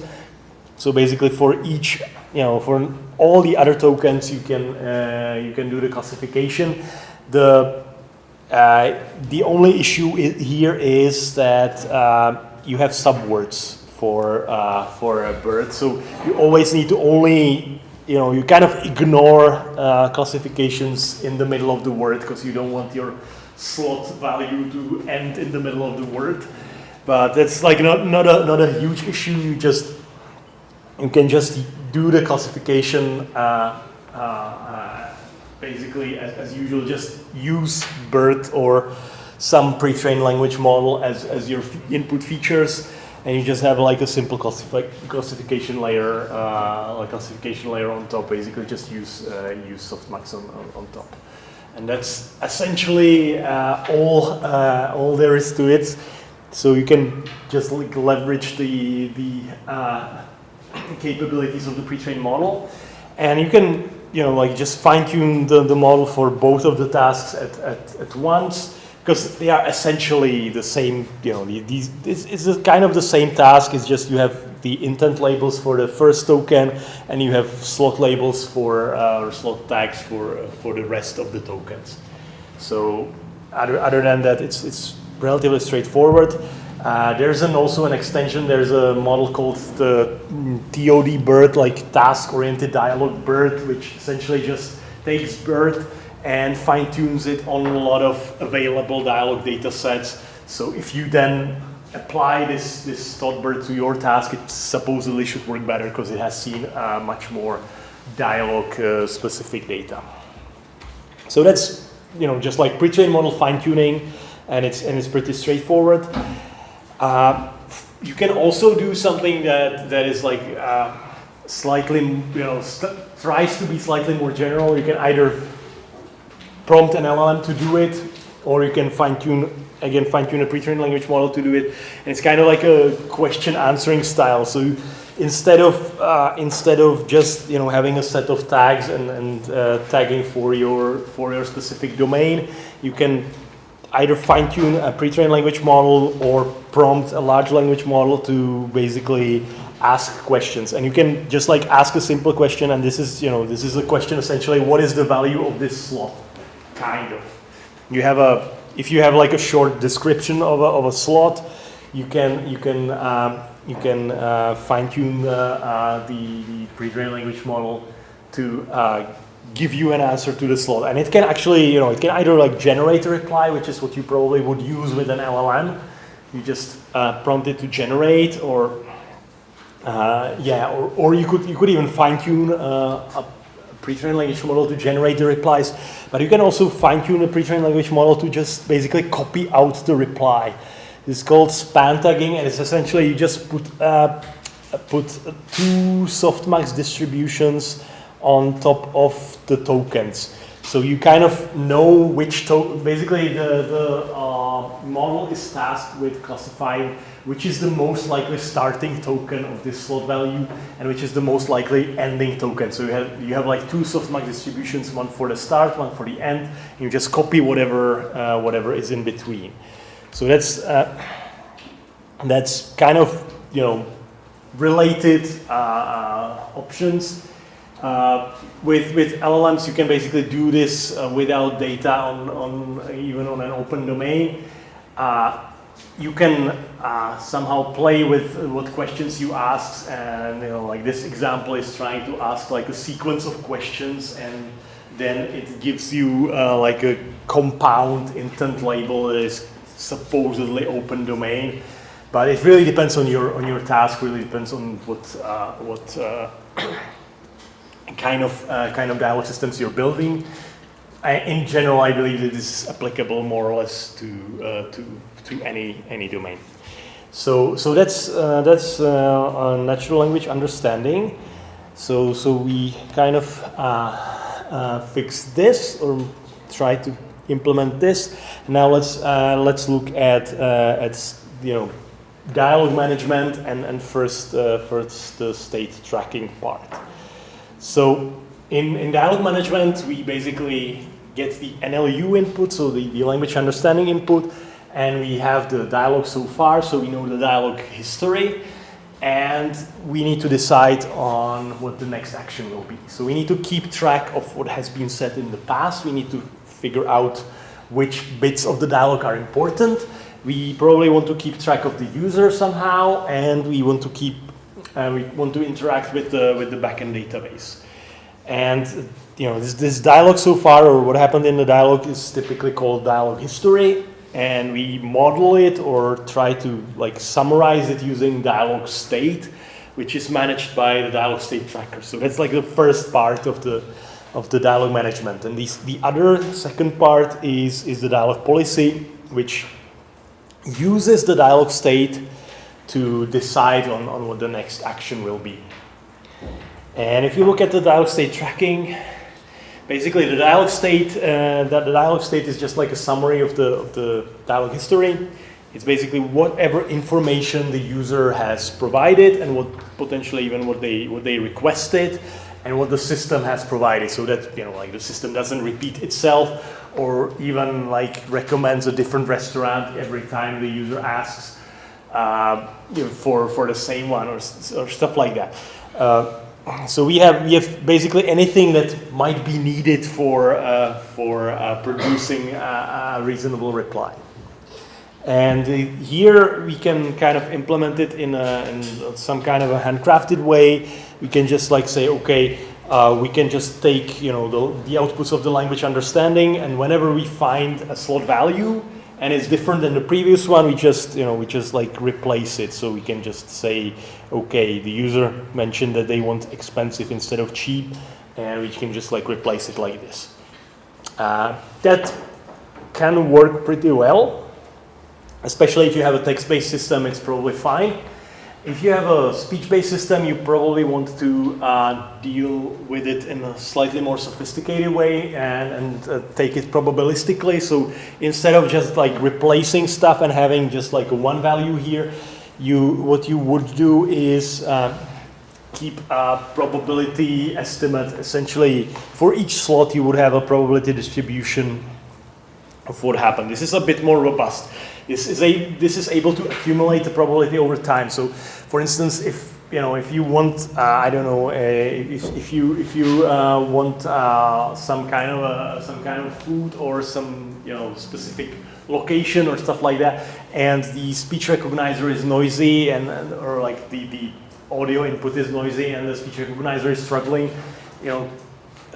combining the probability from you saying it several times might work, instead of just having a noise or just a null value all the time. You can get with certain value up from let's say you start very low and then over time you get more probability and overpower the previous value. So that way you can get reasonable performance or usable system even in a very very noisy environment. So I'm gonna look a little into how you could do this using some basic approaches, and then we're gonna look again how we can use it, how we can implement this with transformers. So the kind of the most basic belief state tracker, so the probabilistic version, is essentially just taking all our probability estimates coming from the language understanding. So the language understanding should give us some probability estimates, and usually if with most classifiers you would get some scores from there. And you can just look at any non-null value of a slot. So this, you would do this for any kind of slot value. So we can say that we have the food slot and the value Chinese, and we always know that we have a previous probability that was there somehow. So let's say that we could take this as the previous probability. So we have the probability of 0.7, and then from the NLU, what we could get is something like, there's Chinese with some probability, let's say 0.5, and there's the null probability of like not, the slot is not mentioned, so that this kind of hashing emoji probability, and we can basically say, okay, it was previously 0.7. We can multiply these two. We can get something like 0.35, and now we also have this new probability that's 0.5, and we can just sum them up, and what we get is 0.85. So this way we can just compute the probabilities. As you see, it's like pretty straightforward. So it's like we assume two options. The user didn't mention that slot, so we just carry over whatever happened from the previous turn, or the user did mention the slot, and we just like add the new probability. So it's relatively straightforward. And for the null value, we just we only consider the idea that user never mentioned the slot, so this will always kind of diminish in probability. So this is basically like very rule based, but if the language understanding is good enough, it works reasonably well. The other option is that we always do basically something like language understanding or use the same methods essentially over the whole dialogue. So we always take the whole dialogue history and do some language understanding. We might not even do, we might not even need a separate language understanding module or implementation. We can just get by with this, with the state tracking. It might give us some better results, but it might be a bit slower because it takes time to process. So there's always a trade-off, because we also don't want to take too much time to respond in a dialogue system. It's a bit kind of jarring for people to wait a couple of seconds before the system starts responding. So, but this approach is what you can do, for instance, with again a pre-trained language model such as BERT, where you could do this idea that I mentioned here, essentially that you would like fine-tune BERT for picking out slot values one by one. This way you can essentially pick them out from the whole dialogue. Essentially, you can for each slot. Essentially, you have a classifier that will tell you, okay, the value is null, or the value is some kind of special value saying, okay, I don't care about, let's say, I don't care about the price of the restaurant, for instance. So that's also like a valid value that is kind of hard to find in the in the individual words or in the individual tokens. So. But for if it's a specific value, we can again try to find the value by finding a distribution for the start and for the end position. And you can kind of see here, this is like a movie domain, or the example is for a movie domain, and you can see that these distributions, if you look at them, they will pick out these two positions, and you can copy out the movie name from there.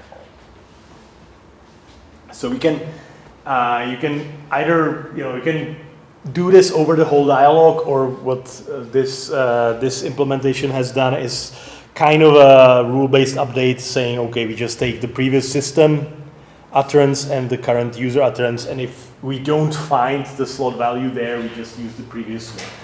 So it's kind of not so sophisticated, and it's almost like just doing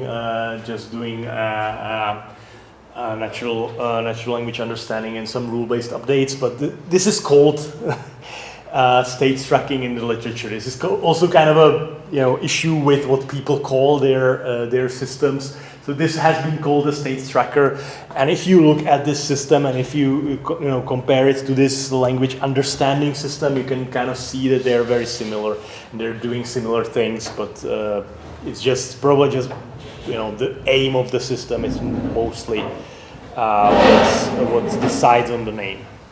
So that's one option that you can do. The other is, again, you can just generate the reply, and you can again like fine-tune a pre-trained language model. And this is again like an example where people fine-tune the T5 model, which is an encoder-decoder, where they would just like feed the dialogue history there, feed the domain and the slot and potentially description of the slot, and they've just passed it through T5 and it would generate on the output the actual value. And yeah, it works reasonably well if you fine-tune it. If you want to use an LLM, there's a relatively nice idea of basically representing your whole dialog state as SQL. So you can basically design your dialog schema using SQL. Say, okay, we have these tables and they have these columns, which are the slots essentially. And then our user preferences are basically like an SQL select command. So that's kind of the idea here. And you can basically let the LLM generate SQL, because LLMs have seen some SQL, so they are kind of pre-trained to do this, and it works reasonably well. So this is again like for LLMs. Technically, you can just like prompt them. Okay, here's a dialogue. You can pick out the values, and it works also reasonably well. And I'll also show an example where we did that, but with like phrasing this as SQL, or you can phrase it as like even just like generating Python code or stuff like that. It probably works slightly better. So yeah, so that's essentially state tracking, or like some kind of a implementation of the state tracking step. And now we're moving to dialog policy, where it's basically us trying to decide what's next, and what do we do essentially. How do we get to a goal, which is like the final turn where we book the flight, or where we provide the user with all the information they wanted. And we can do some actions which are mostly just replying, but we can also do stuff like actually booking something, or basically operating some API at the back end. And we should try to manage the uncertainty. So for instance, this would mean that we would ask. If the system is uncertain about what the user wants, let's say that we have very similar probabilities for the slot food for two different values, then we should probably ask which one the user wants. We should somehow follow the reasonable dialogue structure. So like at the start of the dialogue, we should say hello, and I don't know, if the user tells us something, we shouldn't be asking about it again, or things like that. And we should plan the actions towards the goal that we're trying to achieve. So, for instance, if we want the user to book a restaurant, we probably want to ask all the information we need for the booking, such as, I don't know, like how many people are coming. So basically, this is all that the policy should do, and there are few approaches that you can take, and like the most simple thing, or the simplest possible thing, is you can actually use some finite state machines.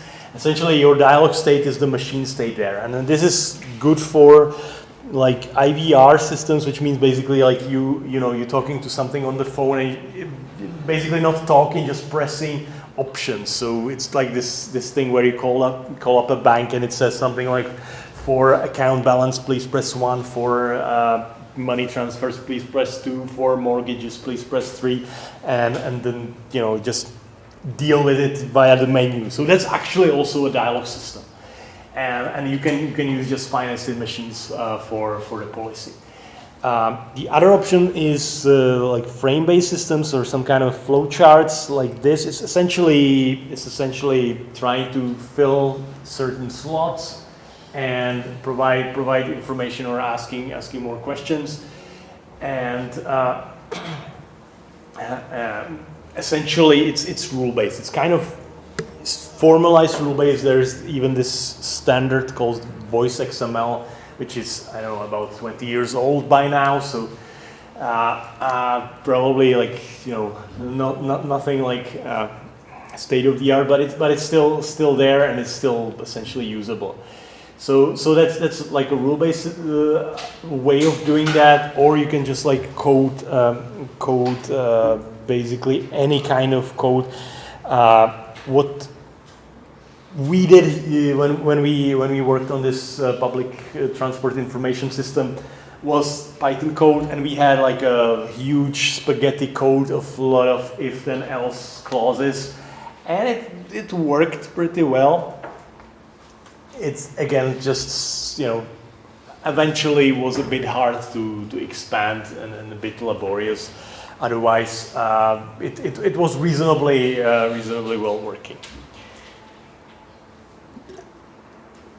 Now, if you want to go, with a statistical approach, the usual done thing here is reinforcement learning, which essentially, you could say, okay, this is just a classifier, right? We just have a bunch of actions that we can take, and we want to pick the most likely action. So we're classifying out of a set of possible actions. However, if you just have like static data, static dialogues, you can you always see only one action taken at each point, because this is what happened in the dialogue at that step, and you see that I don't know, like this, the assistant. If you look at let's say at these examples, in this case, the assistant asked about the day of travel, for instance. So that's they provided the number of trains and they asked about the day of travel. However, at this point in the dialogue, there could have been other potentially reasonable actions, such as asking about the time of travel, or just asking and not providing the number of trains. That would be also like perfectly plausible, just saying, okay, what day would you like to travel? Or we could ask about the day of travel and the time in the same in the same sentence. These are all reasonable actions. But here, if we just train a policy from this data, we know that the only good action is providing the number of trains and then asking about the day. So this is not ideal, because we know that there are other possible actions. So reinforcement learning essentially allows us to make the system try out all the options and see which of these are good. So we can allow basically more correct actions at a given point. And again, reinforcement learning is looking at the overall reward. Yeah. So I feel like the last approach, even if it allows more exploration, there's so much more risk for error. And I feel like a lot of systems right now, even Alexa or that, they're very constrained. So I don't know if there's any system that actually uses that where you can have a proper conversation. Right. I would say there are. Yeah, it's a good question, because again, as I said, reinforcement learning, it's kind of hard to train, hard to get it to converge. There's quite a few research systems that are using reinforcement learning in this type of conversations, where you deal with this type of domains with stuff like booking restaurants or things like that. But you're right. It's a question whether this is actually used in deployed systems where I would guess that most of them would have like, either it would be LLM based, which is like a completely different story, and has some reinforcement learning to it, but not in this like formalized way, or it would be just rule based. So I'd say they're probably like, if you want to actually a system, to actually train the system, then the reinforcement learning makes sense and gives you obvious advantages, as opposed to like training a supervised policy on like a a static data set. But even though if the static data is large enough, you can probably do that, and you would be more or less okay. I mean, I've seen basically the reinforcement learning gives you like a few percent boost over like a supervised baseline in this case. So yeah, but you can these are kind of like reasons why we would want to do it. Conceptually it's better. It has definitely also some downsides.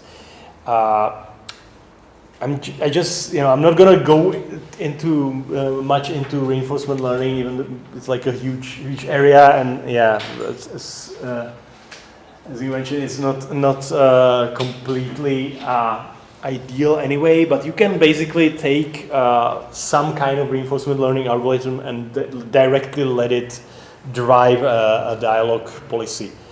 Were you asking? Yeah. Question for the previous one, also for dialogue tracking. Is it possible when you try to have a task-oriented single master system prompt, LLM-based?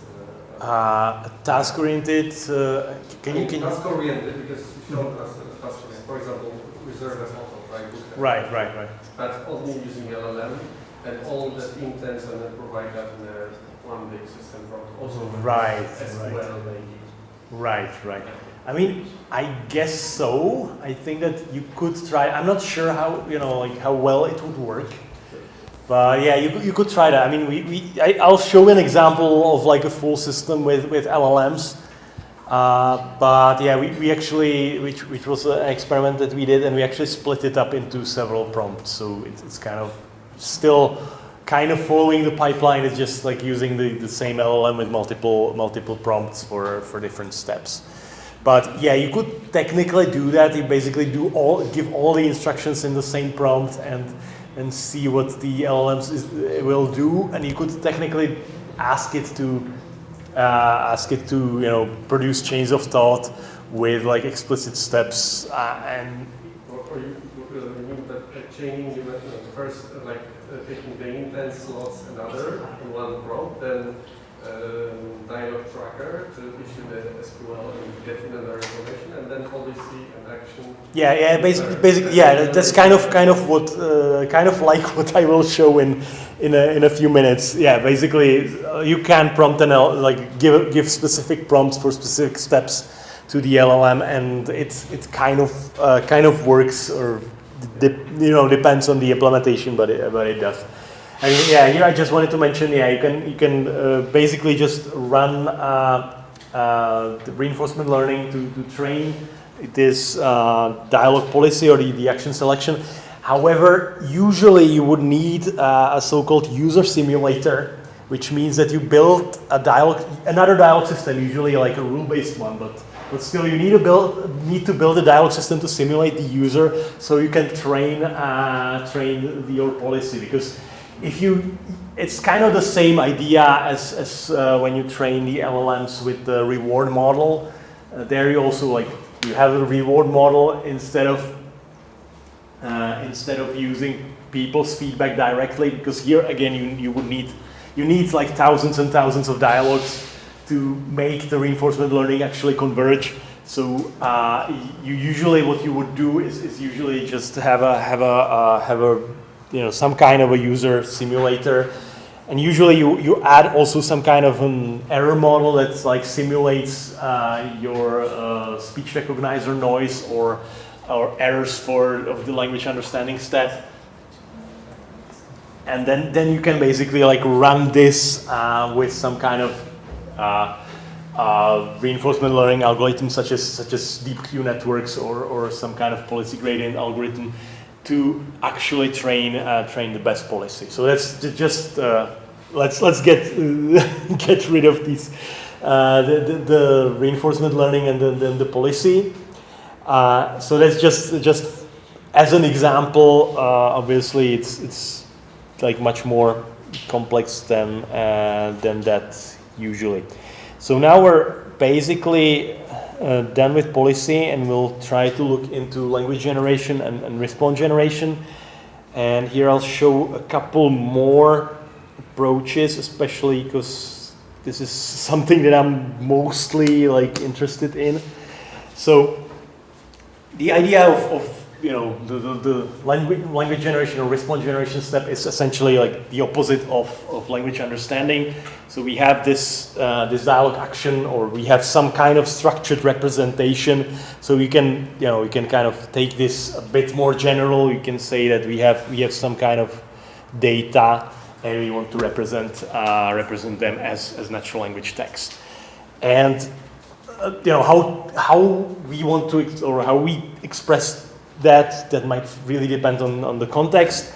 And we want to be probably want to be fluent. We probably want to avoid repetition and be natural and all this sort of stuff.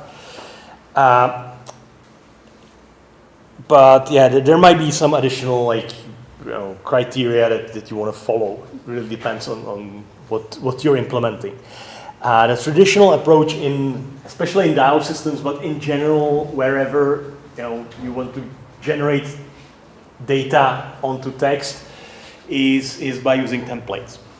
So the idea here is that you just have predefined templates. Someone needs to write a template like this, and it has placeholders for the individual slot values, and you can just feed in the individual slot values and produce a sentence. This works pretty well for limited domains. And for instance, if you look at these virtual assistants like Alexa or Google Assistant, this is exactly what they're doing. They just fill in predefined templates. If you want to do it better or do something more interesting with it, and maybe have more varied replies, because this kind of gets repetitive, and obviously with larger domains it kind of gets tedious to build all those templates and combine the templates. And for instance, for our public transport information system, this was actually combining the templates and putting them together to form the reply was actually the slowest step of it all. Basically, everything was really blazing fast, but this gave us a 1 second lag for the responses, because there were too many templates essentially. So that's just the rule-based version of that. And if you want to go work with transformers, you can essentially just fine-tune the transformers. You can just feed in the feed in the data in some way. This is actually a slightly different representation of the data. This is RDF triples, but it doesn't really matter. You can just linearize the data and feed it into the model and have it generate the output text.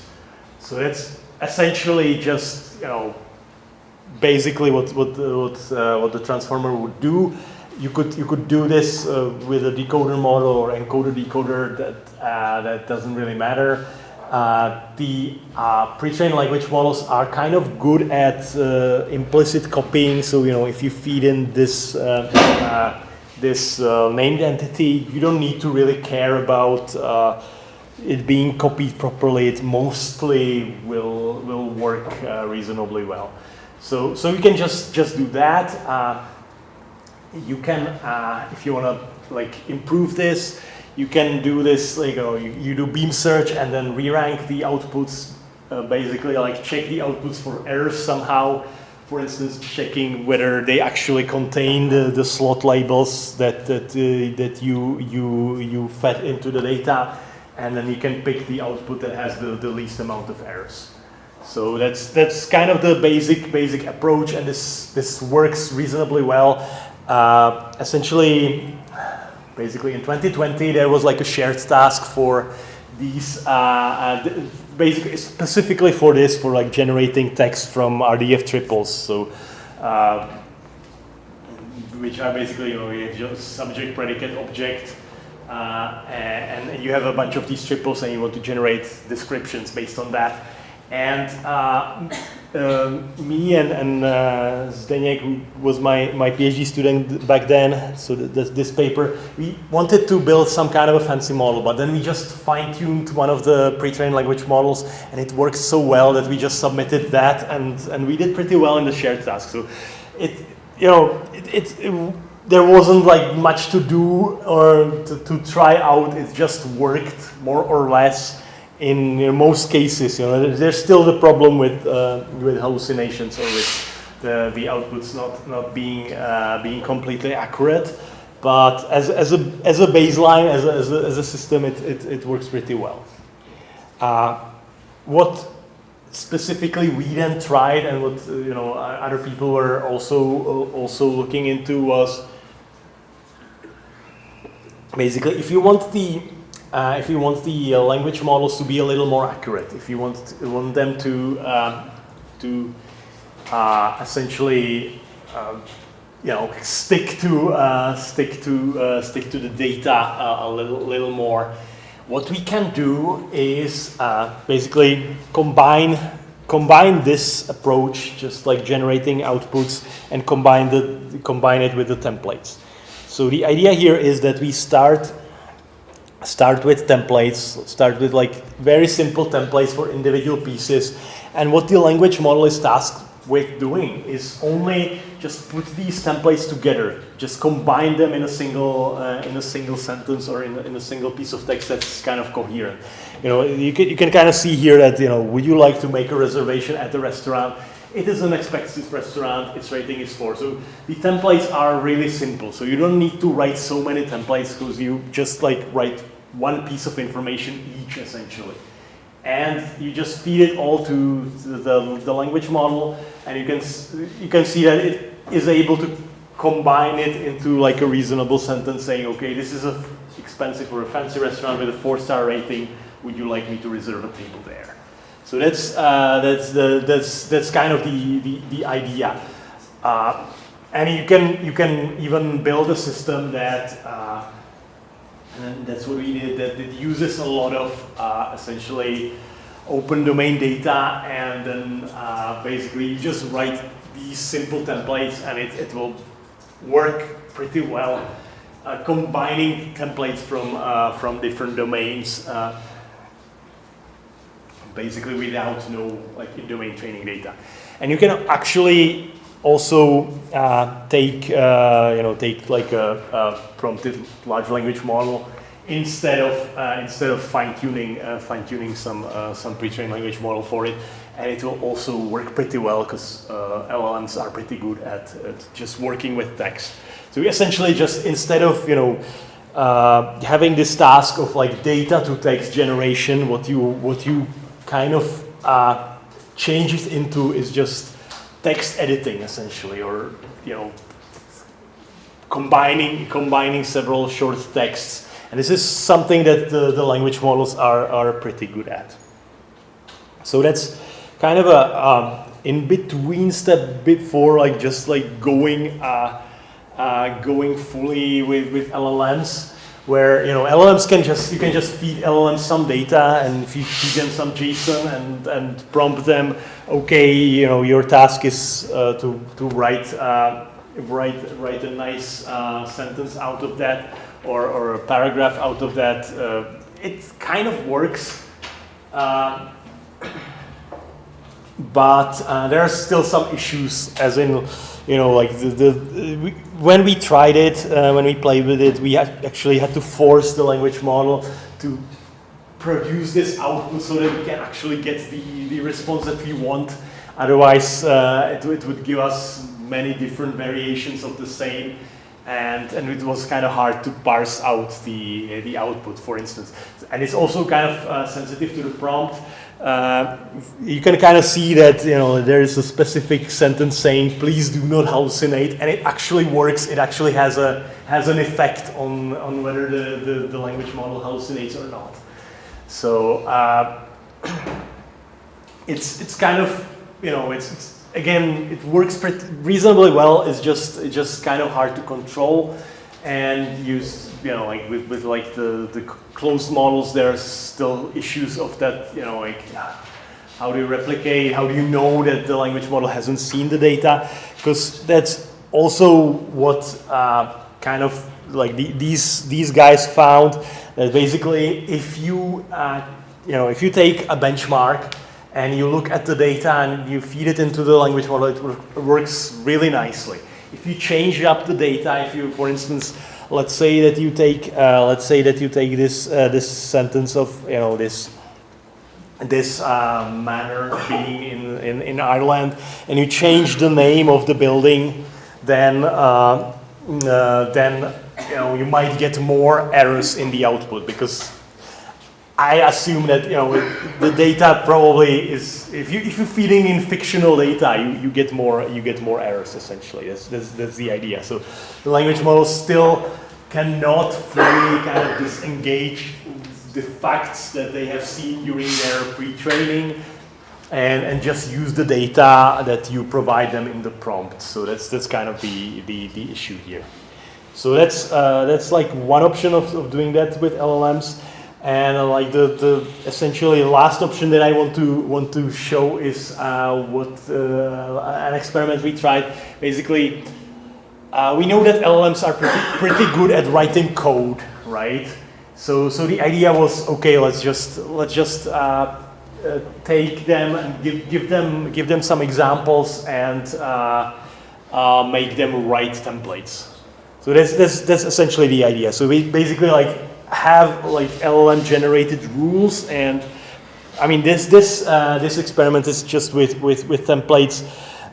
We have some more recent experiments hopefully coming soon with some more complex structures, but here we just want them to like learn to write templates, and this essentially gives us the Python code for the templates, and we can check the code, we can see if it generates the correct outputs. If not, we can directly just fix bugs in the code as we would do if a person wrote it. And we can run the code on a CPU in like a fraction of time that it would take to run the GPU. So it works pretty well. On the other hand, so far this version is kind of not so good at generalizing to unseen data. So you really need to like feed it almost basically all the cases that you wanted to cover. Essentially, just it's like for limited domains it works. If you want to go broader, if you let's say would want it to generalize to a different domain, that's not really what it can do yet in this iteration, but we're looking into it. So that's kind of what we're playing with right now with like how do we force LLMs to be accurate, and one of the options that we see as quite plausible is just let them write code, and we can potentially fix the code if there's a problem, but we can exactly see how the final NLG system will behave. So yeah, so we basically covered the pipeline here. So we did basically all of these steps, and now I want to show basically approaches that just take all of this and try to do it with like a single neural model. So that's like the so-called end-to-end task-oriented approaches. And this, like with the separate models, we can say, okay, we're a bit more flexible. We can just, like let's say we want to retrain the NLG, and we can keep the rest of the modules. That's kind of a positive. It's also a bit more explainable than just getting the reply. We can also see which of these steps went wrong, for instance. On the other hand, let's say that like the NLU makes an error. That error propagates to the tracking, to the policy, and even though these models, these are perfectly fine and work completely correctly, we still get an error. So the errors kind of accumulate along the pipeline. So that's a bit of a problem. The other problem is that let's say that we improve, let's say we improve the NLU. In that case, we might not actually get better results, better outputs, because if our policy is not able to make use of that improved NLU, then we just spent a lot of time improving NLU for absolutely no reason. So there's issues with like having too many components. So the idea is okay, let's just have a single neural net to do everything. We can just like optimize it to produce the outputs. We can potentially like use reinforcement learning as well, but don't have to, and it will work. We will have like a single model to do everything. There are some problems with that. Basically, we will need a lot of data, especially like for the if you're not using LLMs, if you want to fine tune a model, we need a lot of data, and we kind of losing control of the output. So we will have hallucinations or more hallucinations than if we use, let's say, statistical NLG only. And the output also might still be repetitive, because that's kind of a less prominently shown problem of especially the smaller models, not that much LLMs, is that they settle for like the most frequent phrasing for everything. And for instance, if you just try to train a transformer-based chatbot for chit-chat on some chit-chat dialogue data sets, you will get a model that will basically just respond with stuff like, I don't know, yes, no, I'm sorry. And it's basically with responses that are kind of dull and safe, and you can kind of respond to anything with these responses. Just because there's just too many possible replies with everything, and it's kind of hard to model that with softmax, which tends to prefer a single option. So you get like the most frequent outputs essentially. So that's just like a side remark here. But if we want to model task-oriented dialogues with a language model, what we would do, or what a lot of people did, and we also did some experiments on this, is basically you just prompt a language model with the dialogue history or with the user input. Again, we're just prompting, so we're ignoring the outputs. And then you auto-regressively, so it means that at some point you start with a dialog state token and you generate auto-regressively the dialog state. And the state is just some kind of representation. Here you can see it looks kind of like JSON. It's not exactly JSON, but it might be similar. Whatever string representation basically works. And at this point, when it finishes generating the dialog state, you can query the database. You can check based on the user preferences what the current state is, and usually we would just basically feed back the database output in terms of the number of results found in the database. Again, this is just prompting, so you're kind of like you can see that you're prompting here and you're prompting here, so you're kind of interleaving generation and prompting, and this is also something you can do perfectly well with transformer models. And then you generate the system output at the end. And here you can also see that it's delexicalized. So it's essentially you're generating a template where you can kind of fill in, for instance, this this value from the dialog state. So this is essentially like how you would do it before there were LLMs. You could basically fine-tune pre-trained language models such as GPT-2 to do this, and it works reasonably well, except for the issues that I mentioned. So there's some hallucinations. You need a lot of data to fine-tune it, and sometimes the outputs might be a little dull. Or if you look at let's say the human data and you look at the variability in terms of like how many different words it is using or what's the entropy or things like that, you will see that this will be like lower than expected for humans. But it will in most cases provide you with reasonable replies, and there are some extensions to make it a bit more accurate. So this is like a valid approach to generating dialogue responses with like a single network. You can obviously do the same thing with LLMs, but you would probably have to fine-tune them to do that, or you can try to write like a single huge prompt that does this all.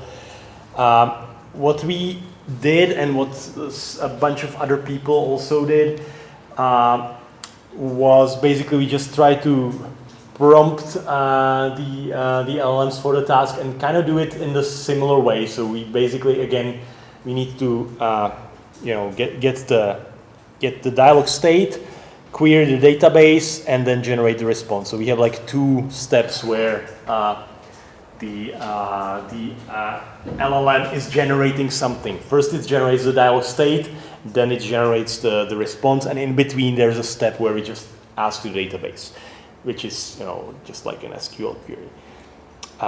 So it's kind of the same, but what we did was we added another step, which is like what domain the user is talking about. So are they talking about trains or are they talking about hotels? Because that means that this meant that we changed the prompts, or the prompts were different for each of the domains, and we played with the multi-was data set where we had like the 5 or 7 domains. So it wasn't a big deal writing these specific prompts, but it's just something to bear in mind that you might want to do, because in each case we knew which slots we are looking for in each domain. Whereas if you did not know the slots, then the connection to the database would be very hard. So that's why we did it this way. And we had like a 0-shot or a few-shot setting where we had some examples that we had just a few examples, like by far not the whole data set. I think we had like 10 dialogues or something like that, and we could include these into the system. So the whole operation was basically we get the user utterance, and then we have an LLM prompted to detect a domain, basically to tell us which one of the few domains in the data set we're dealing with. Then we could potentially get these few-shot examples that are infused in the prompt for the states tracking. So the states tracking is basically working with this kind of a prompt. Basically, we ask it to find all slots in the dialog, or the proper slot values.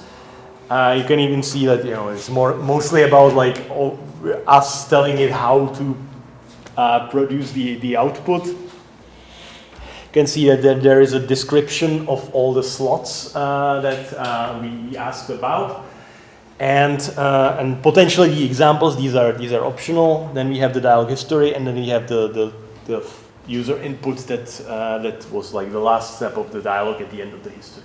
So this is fed to the LLM, and we get the dialog state that will tell us, okay, this person is looking for, you know, a 5-star hotel in the north, and we have these slot values, which means that we can query the database, get the number of results, and then we have another prompt for generating the response that produces the response.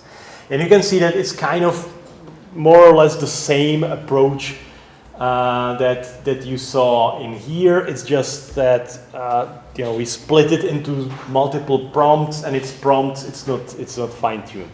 And this again works reasonably well. I would say, you know, we tried it basically with right after ChatGPT came out, and it kind of, you know, we had kind of mixed results. It wasn't so great for the state tracking, but there are some other papers that basically tried it a little later, tried a few more approaches, such as using SQL or using Python code to produce, instead of just, you know, telling like entity colon value, if you produce Python code that will kind of simulate, you know, something like I don't know, like find hotel, and then say stars equals 5 and so on. So basically, this kind of like fake Python function, it works actually better than you know, this approach where we basically just tell it to get the value. So basically, just tuning the prompts goes quite a long way. And now I believe this is like more or less state of the art, or this kind of approach is more or less state of the art for this.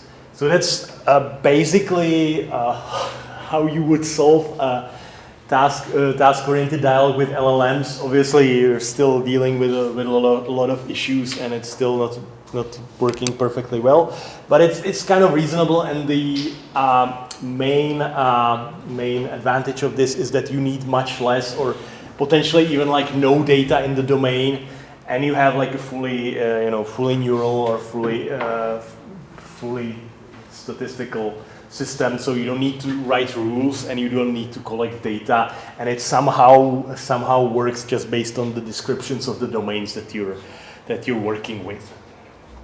So that's kind of the task-oriented way. And I want to just mention one more thing here before I talk. One last thing that I want to talk about later is evaluation, but before then I want to just mention a thing that is kind of often used or used in production. If there is a production-based system that is task-oriented, or like for a specific domain that is based on LLMs, it's usually just retrieval augmented generation, or RAG, which means that basically you just feed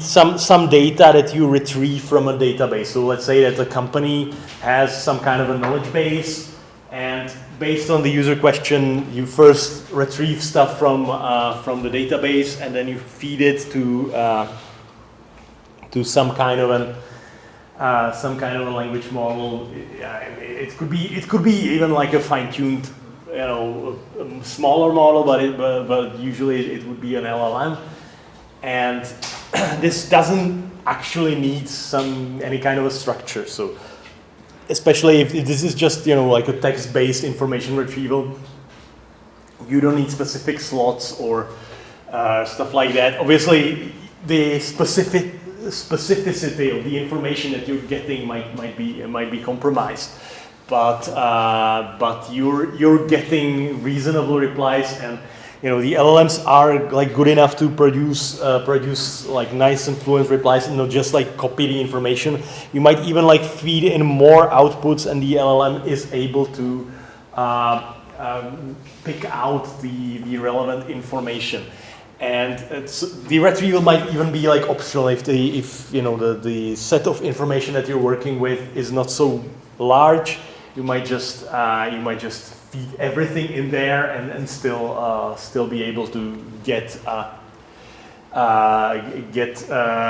LLM to work with it, even though you might actually still want to do this, because even though the theoretical context windows of LLMs are really high, it's not completely certain that they're able to actually use all that context window effectively.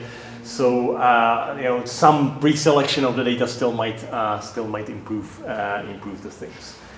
You might also want to ask, and this is what we tried in one experiment. Basically, if you first ask the LLM to see if the retrieved stuff is actually relevant at all, and if not, you might have some kind of a backup operation. Either tell the user that you don't know, or try to hallucinate something, or back off to some rule-based system or something like that. But so that's like another kind of alternative option to what I've just been talking about for an hour. That is actually also used in some production systems. Right. So this is kind of trying to solve the dialogue response generation and looking at like general approaches to text generation. And now the last thing that I want to look into, and that kind of basically Ondřej prompted me into, because we're actually in my group we're actually doing a lot of evaluation and looking at a lot into evaluation approaches for text generation. I think it might be good to quickly mention some of that. So one thing, and that's basically the paper that Ondřej has plugged like 2 or 3 times already. There's a problem with like evaluating on benchmarks, and I kind of mentioned that a little bit with the NLG approaches. I'm not sure it's worth basically with this issue with like the models kind of are able to produce outputs on the benchmark pretty well, but once you change it up a little and once you change the data, they're not so great. So that's the issue that like you never know what a language model has seen during training, and unless you have like completely new data, then you cannot know if the language model has seen the data. The other thing is that like the LLMs are kind of saturated or basically targeted to just a bunch of benchmarks, where everything every language model will get you a score on MMLU or GSM8K or these benchmarks. There's also not that much text generation in them, so they're just like generating a single phrase or a number or things like that. So it's not a great test for text generation either.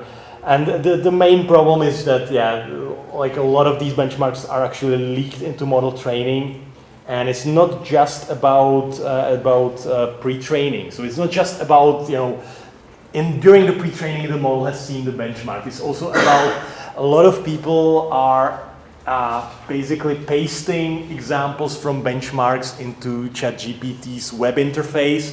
And based on OpenAI's policy, that means that OpenAI can use this data to improve their models.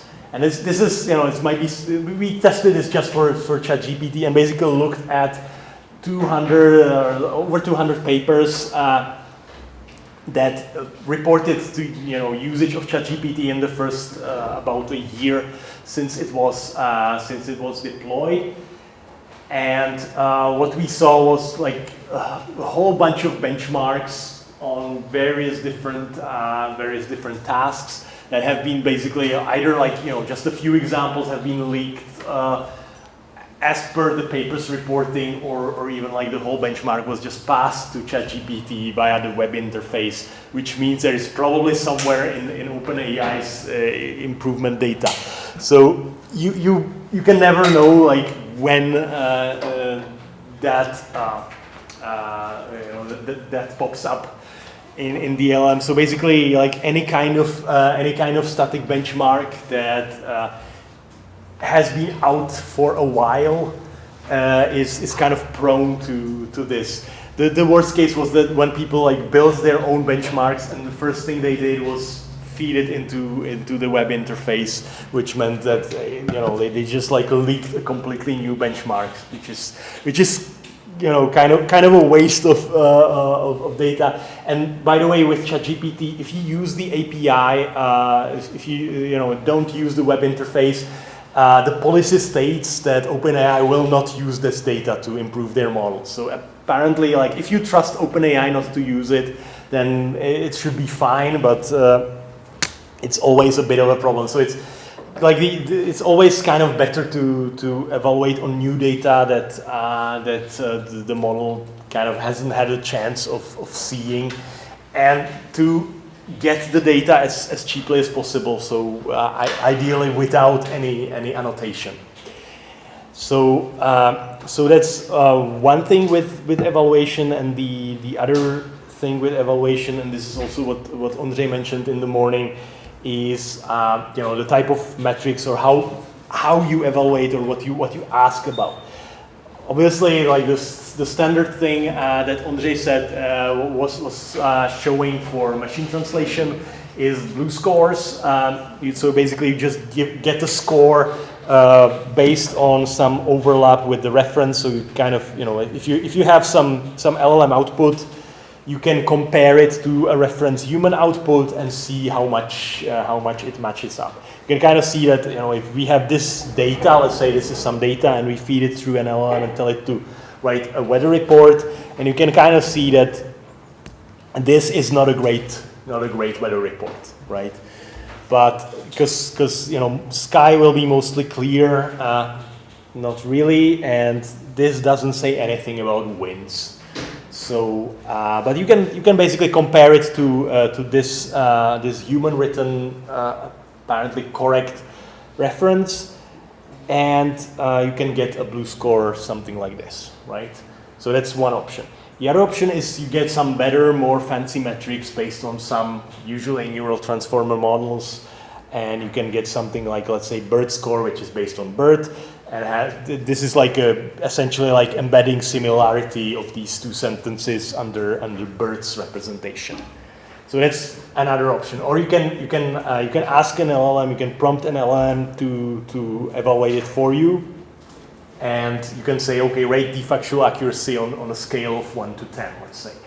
And then the LLM might output something like this. And this is, again, like pretty good because you don't even need to have a human written reference. You can kind of see that it disappeared. So that's an improvement, right? Or you can give it to humans and ask them, is it accurate, yes or no, or give them Likert scales. Again, like 1 to 10 or 1 to 5 or something like that.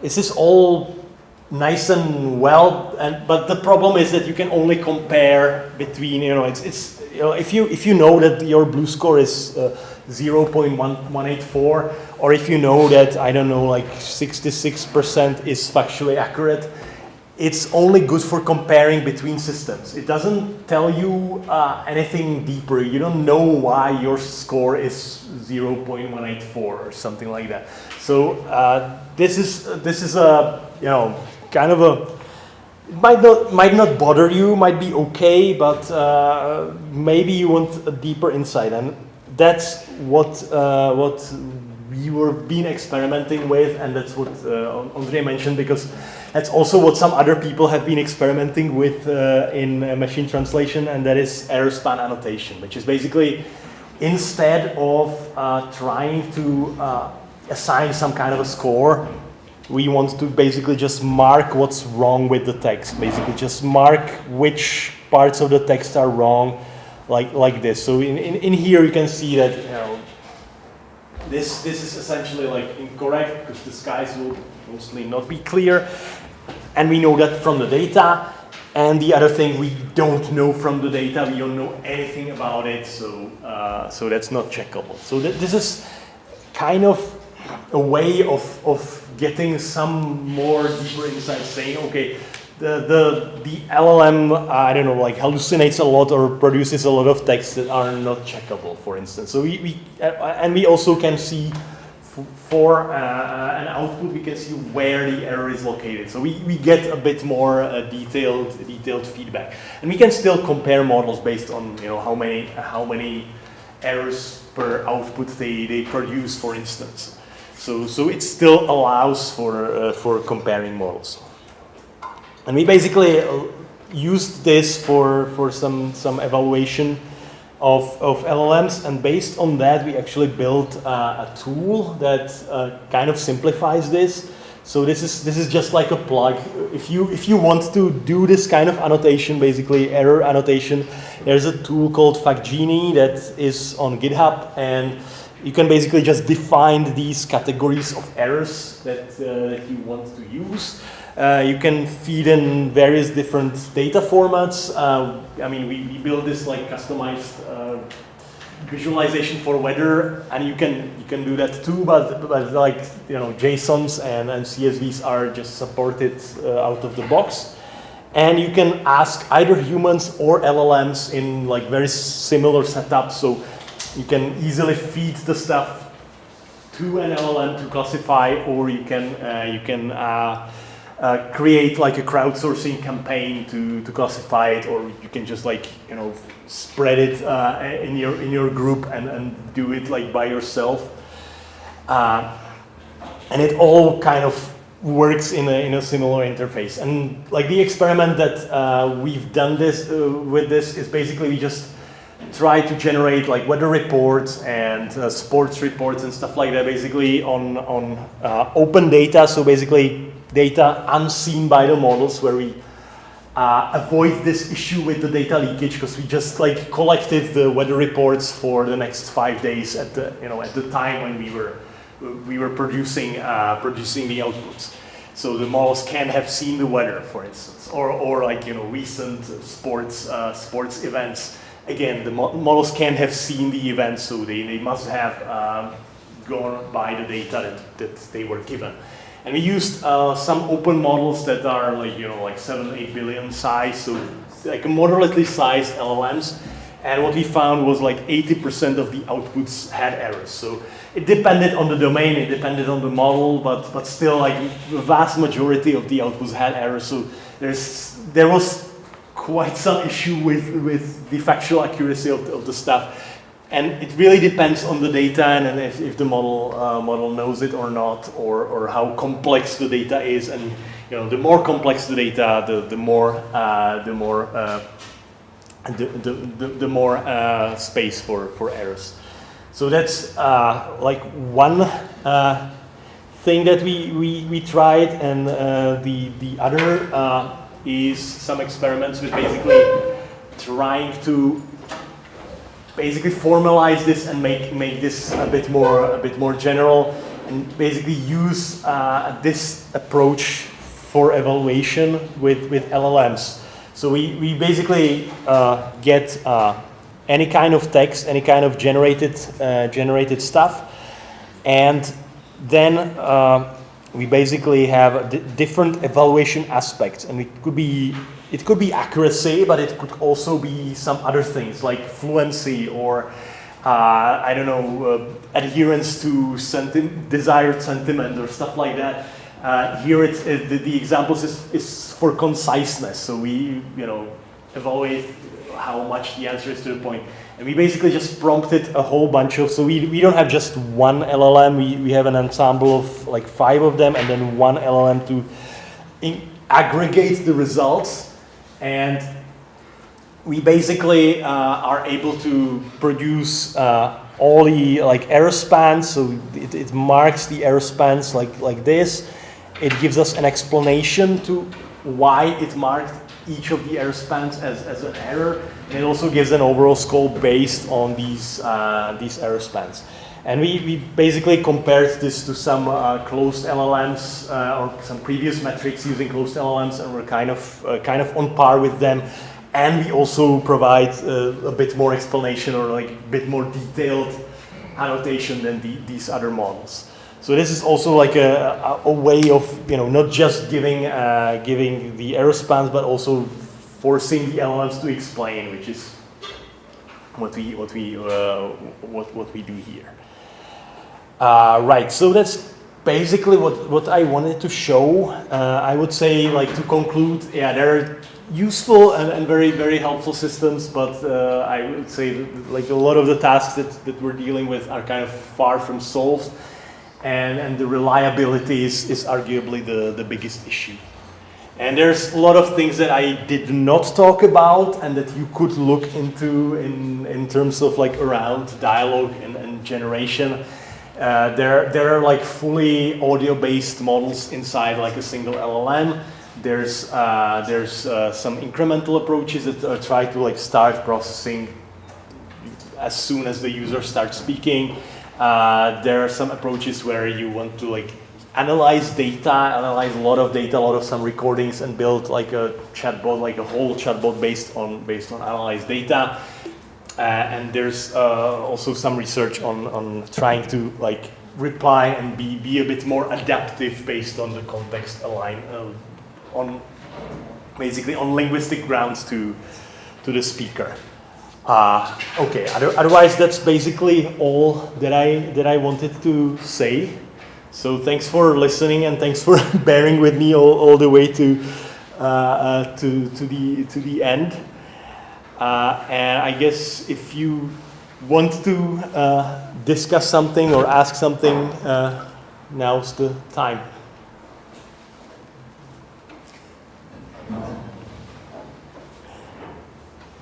Okay. Any other questions? I guess it's, yeah, you have a question? How do you value the LLM as a judge metric of prompting? Because every prompt for LLM can change, right? Every model has its own structure, and people do majority prompting. How to do metric evaluation based on that? You mean how to evaluate metrics or how to evaluate Evaluate the performance of the data system. Right. I mean, usually, and this is also what we did in this experiment. You would basically get some data that was also evaluated by humans, and you just like check for correlations between the scores assigned by the metric and the scores assigned by people, which is. It's a bit of an issue. Like for instance, like for these explanations, we basically had to just manually, just like sample a couple, like a bunch of these explanations, and just look manually and check how a large percentage of these are correct. But for like the overall scores that the LLM would assign, you can just measure the correlations on some human annotated data. But you need the human annotated data. But there are some data sets that have human ratings and are publicly available, so you can do that.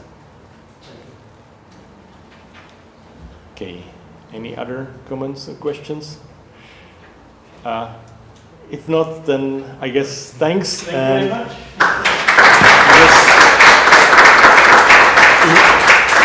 Enjoy the weekend and the rest of the workshop. Come back and visit us whenever you want.